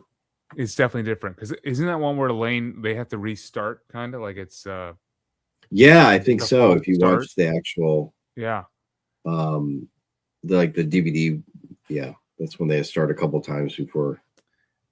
To me, there's just so much weight being carried in this performance, that just does not exist on any other MTV Unplugs. Like, there's definitely some other ones that are like classic, like the Nirvana one for sure. Yeah, but that one's good. This one Pilots was good too. Yeah. Mm-hmm. This one has to be the heaviest and most important, I think, for a band's career in retrospect, because this is kind of the final iteration of Alice in Chains that the world sees, to me. So, and they do such an impressive run through their whole discography from Sap, which it's so cool that they give Sap such a a front row seat with Brother being the second track, and and then they run through all the other hits and stuff, and it's just killer. So definitely had to end the stream mentioning Alice in Chains. They ended with Killer Is Me. Yeah. And they ended with Killer Is Me. The only time it appeared ever on any Alice in Chains. It was a brand new song. It belongs there. I just love when Over Now can be the final song, because Over Now is perfect. Yeah, that would have been one of the best songs it's a little they've ever done. When you think about it, it's the last song on their last full length. Like, holy shit! Exactly. Give Jerry some lead vocal. Yep. Appreciation for him as a singer. It's a beautiful, beautiful album. So that's there'll never be another Lane. Like, William does a phenomenal job what he's doing now. It's serviceable. He's not Lane. No. So that was supposed to be like the final pull, but before that, I was going to talk about a little bit of Electric Larryland, because nice. I don't know when else would I pull Butthole Surfers, right? Like, where else could I fit some Butthole Surfer conversation in besides the Sabbatharium hour? They're so bizarre, so weird. I mean, are they sludgy? Nah, but there's enough noise rock and like chaos in here that I think they fit. And Electric Larryland is kind of when they broke out. Like, there's actually a top 40 hit on here. That album, they kind of remind me of that band Cake sometimes. Remember Cake? Of course, dude. The Distance and, that's on Pepper especially, or Jingle of a Dog's Collar. Yes, I was going to mention that song next.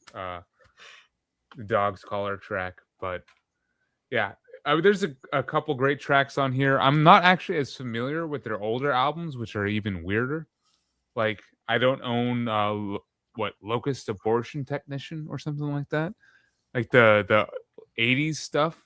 I'm more familiar with this 90s output, but dude, Butthole Surfers, man, it's in the name. I will once again end Alice in Chains, Over Now. Boom. 1996.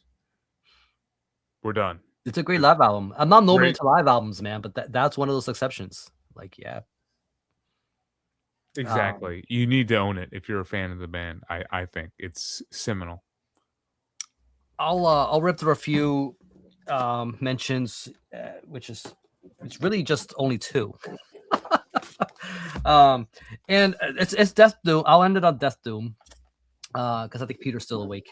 One from '96 is it's funny. I was on the playlist episode with Miss A and Marty. We were doing the Discord list, and they were playing like industrial stuff like that. And then we were having a little side conversation talking about some of the Beauty and the Beast bands. You know, I think I think I brought up Tristania and a few of these bands. But man, you talk about some of the pioneers of that at the time. You can't forget about Velvet Darkness, They Fear, and Boob Alert. This album, I'm gonna monetize channels. I gotta be careful. This right here, no nipples. It's Rick. Come on, we talked about this. It's a masterpiece. You know, I know the Beauty and the Beast thing is not for everybody, but and this is a band that had its time in the '90s. You know, but it took these Norwegians to really perfect that sound. They after a while they kind of moved away from this. They got into more of the electronic and pop territory for a bit, and then they came back around with another vocalist. But I think Liv Christine she was just phenomenal during that era, along with Raymond. And but you talk about '90s Death Doom and with the gothic elements, this is what I would point people to. Like this is one of those phenomenal albums. You know, this and then maybe the debut. But I thought this one had better production. Yeah, even some of the sound samples and some of the other things they throw in there. But yeah, I spent a lot of time with this album. Again, you get your reissues on Cosmic Key if anybody's looking for this. But good stuff. Another great release from '96. And last but not least, this one here is a band from Australia, and I think I've seen Marty pull this on the Metallurgy because I don't see anybody else talk about Paramecium. Paramecium. Did they put out an album in '96? They did. It was the second album. So it was Exhumed from the of the Earth was the first. The Earth. Okay. And Within the Ancient Forest was the follow up. Oh, gotcha. Good one. And it's kind of weird to end it on a Christian oriented theme kind of band. You probably wouldn't know it if you're not really looking for that in general. If you just picking this up, you wouldn't know this band had a more of a Christian theme in their element. But man, I feel like Marty, you say you haven't heard this one. It's even better. It's better than a debut. They took everything from the debut. Really? In my opinion, I feel like they stepped it up. The production's better. The songwriting's tighter. I feel like they explore more ideas that they didn't, or maybe didn't have the resources to on the first album. I'm not quite sure, but this is a great release. And what I like about this, and the reason I pulled Theater of Tragedy first was because this is not that kind of band that overuses the female vocal element. Now, I'm not to downplay my Theater of Tragedy.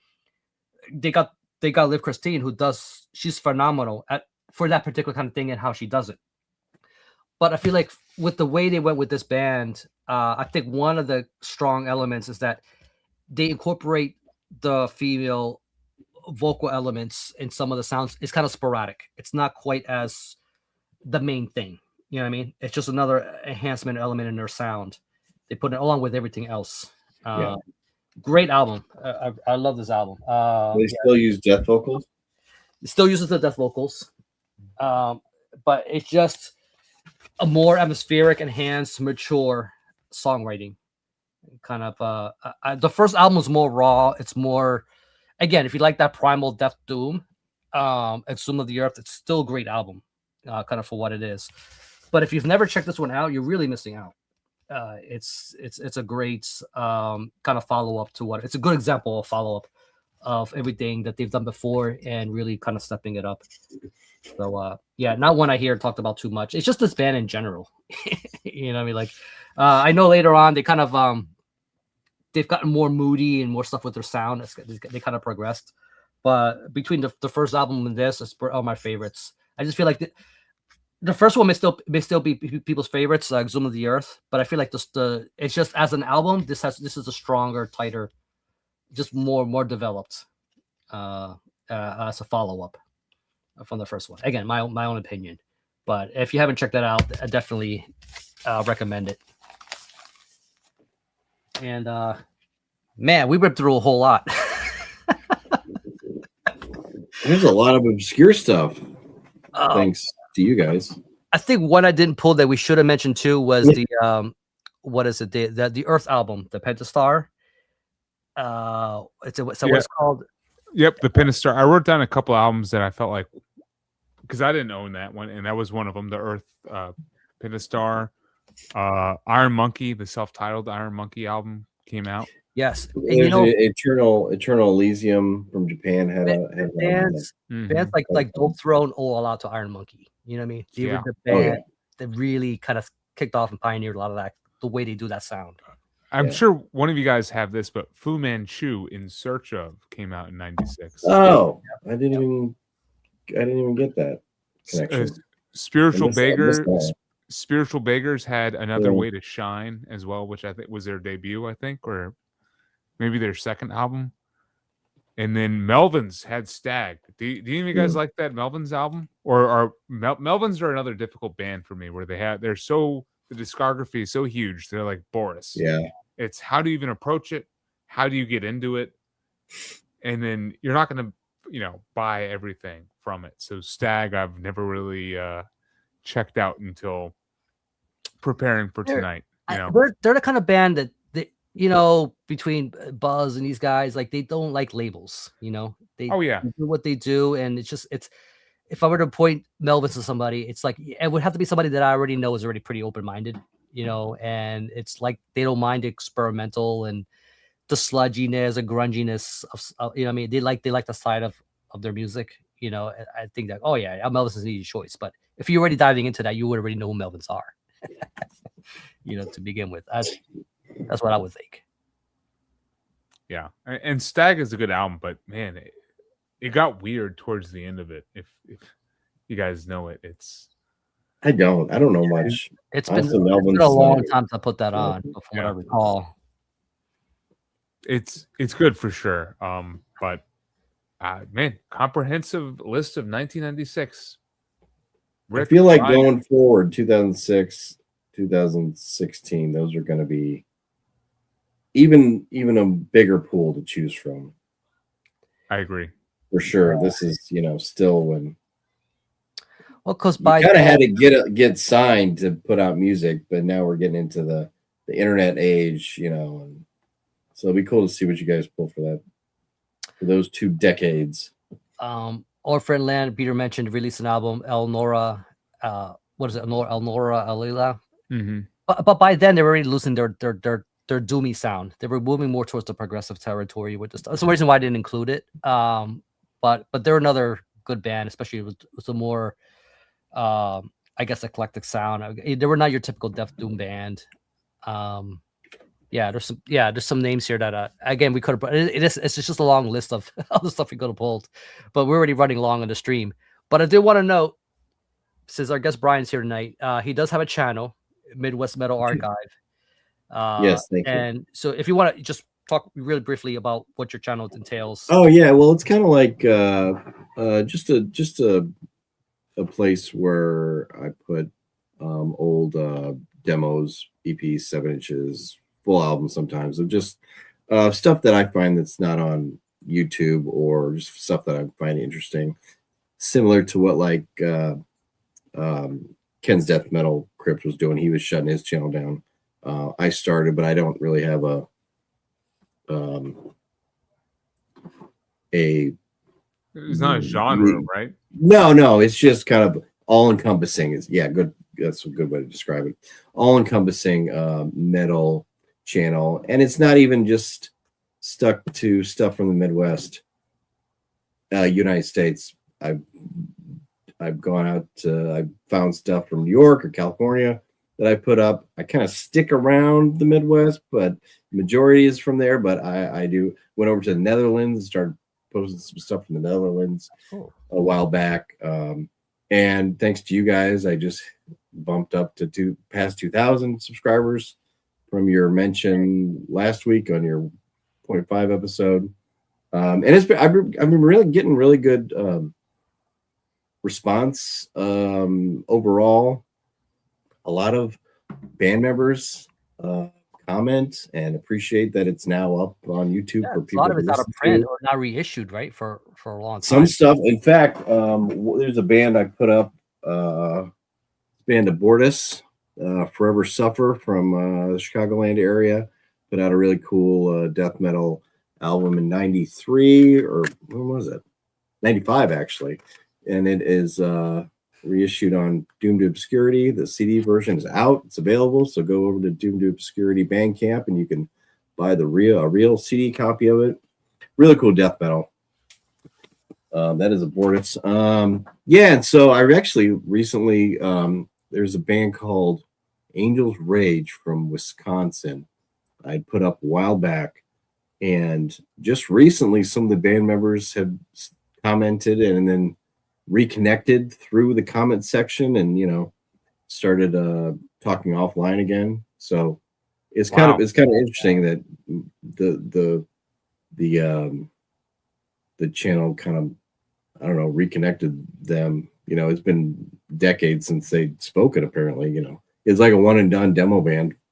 How do I source the audio? Honestly, I downloaded either from SoulSeek or from Heavy Metal Rarities. So I don't have this stuff in my personal collection.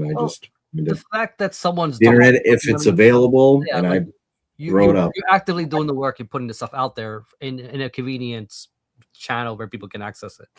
Yeah, I try to do stuff that's not on YouTube already in full. Sometimes it'll just be like someone has put like individual tracks, but I'll just do it as one, from start to finish. Cool. I don't do too much work. There's just so much stuff out there, man. I'm like, man, I still like you put up stuff out there. I'm like, how have I not heard of this? Like, it's just never. Yeah. There's just countless forgotten demo bands, that were played maybe, for a year back in the 80s, but interesting demo or an EP, and then got real jobs, didn't make it. But a lot of stuff is getting reissued, not all of it. Get paid. And the thing is, there's still stuff that I'm like looking for that I can't find digitally. It's stuff I'd like to check out. But how do you start your search? Are you on like the Metal Archives, or are you just Metal Archives for sure? Yep, it's totally Metal Archives. Heavy Metal Rarities is a cool website that has a lot of message boards that has recommendations. So I'll go there sometimes. And sometimes even the comment section, people will be like, I saw these guys, in Lincoln, Nebraska back in the day. They played with this band and this band and this band. And I'll go check out those other bands and see if they put out anything. It's just never ending. It really is never ending. I mean, I feel like I've been searching the internet for new music since like I was in college in the Napster days, and I'm still doing it. Even just the 90s alone, awesome. like that's enough to keep you busy for a while. Yeah, it's crazy. Yeah, so yeah, it's cool. Just cool. It's just a cool way to put stuff out there and still kind of be connected to YouTube somehow without being on camera and interact. And really, it's just a place to put it so that when someone does come across it and wants to listen to it, it's there. That's awesome. Yeah. Super cool channel. And I guess as we're wrapping up, let me end with some heavy metallurgy notes and stuff. There you go. So as we were talking live, Warhammer 666 Lee, as you know, and Miss A, who, great friends of the channel, they were actually live starting at 10 p.m. Eastern on their channel. So if you haven't checked it out yet, go check out their stream over there. We were just talking, and then there was another Crowbar album and Acid Bath. Stuff happens, but go check out their stream over there. And then on the Discord server tomorrow, if you're a Discordian, Heavy Metallurgy Discordian, we've got Aquafresh Josh. He's doing a radio show at 8 a.m. Pacific. I'm not sure what time that is, like Eastern. It's either noon or 1, something like that. But yeah, metal on your heavy metallurgy radio. So that's cool. And then album club next week is the Morgoth. Feel Sorry for the Fanatic. The clown cover. Yes, the clown cover. And we'll see. I've not spun this one yet. And Jurgen is joining, apparently. Look at that. 2 in a row. We got him on Friday. He's coming back on Wednesday. Wow. He's coming back on Wednesday. This is gonna be fun. I'm curious what's gonna happen with this because I've never heard of this album. So, and then finally, new heavy metallurgy shirts. Yes. Look at this, the Iron Fist. That is awesome. Metallurgy style. Born to Lose, Live to Stream. Check it out. Go to the Bindrin Recordings website. Buy 1, buy 2. Christmas present, birthday present, anniversary gift, whatever you want to do. Preferably, but yeah. It's killer design. I think it's Yep. Mark Riddick. Looking good. That's it. That's all the endorsement you need is Mark Riddick. Like you're good. Yeah, because you got the logo there, the HM logo. Oh, yeah. On the ring. You. The little logo I did. It's, Rick deserves a mention. That's which is pretty cool to see. So hope everybody kind of digs it and just dives in. That's again, I wasn't expecting that, but it was time for another heavy metallurgy design idea, and I really dig it. Well, thank you for inviting me into the Sabbatharium hour. Thank you for coming on. So we will be moving on to 2006 eventually.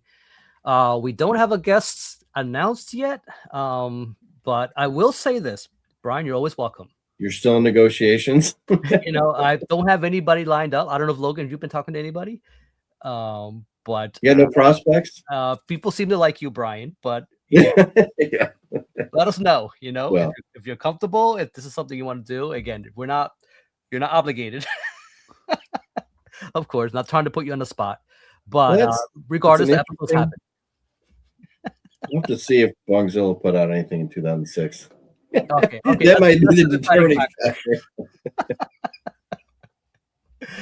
All right, it's been a good I will consider the offer and maybe make you a counter offer. All right, let us know. We'll offline and we'll figure something out. It. We'll double it. Doubly. Everybody who tuned in, check out Midwest Metal Archives. Again, like he described, it's got a lot of cool rarities and stuff. And, stuff that we can't check everything out. You only have so much time. So much happened in the 90s, and so many things you see on Metal Archives that I go through it. I'm like, man, nobody's ever going to check all this stuff out, man. It's just like it's too obscure, and no big labels on this thing. It's like a lot of these forgotten bands that should not be forgotten. You know what I mean? So we got and honestly, some of the stuff I post isn't that great, but it's there in case somebody wants to check it out. Maybe they like it. Then again, there's some stuff that's really good and just nobody knows about. Tomorrow there'll probably be a message on this Metallurgy stream going, that Deinonychus album is fucking awesome. How dare you shit on it? Yeah. Like again, it's somebody might find it great. I don't know. Or someone listens to Bongzilla and it's like, what is this garbage? What did I just listen to? It's awful. Yeah, like Bongzilla. All right. Any last words? I'm good here, man. Like again, I still appreciate everybody who joined in for the fun. Check out Miss A and Lee's channel at Warhammer 666. It's again, they're fun, and again, they go into topics that nobody wants to see on this side of things. But it brings supporters of the channel, so I always appreciate it. And definitely go over there and check out. I know I'm going to check out their rerun. So, any parting words? No. Cheers. 1996, killer year. Thanks, Marty. Thanks, Alan. Thank you, everybody.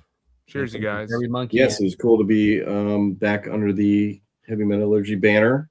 Good to see your face again, man. You're not on here that often. Great. Turn on. All right. Hang out. Smoke the bong. All right.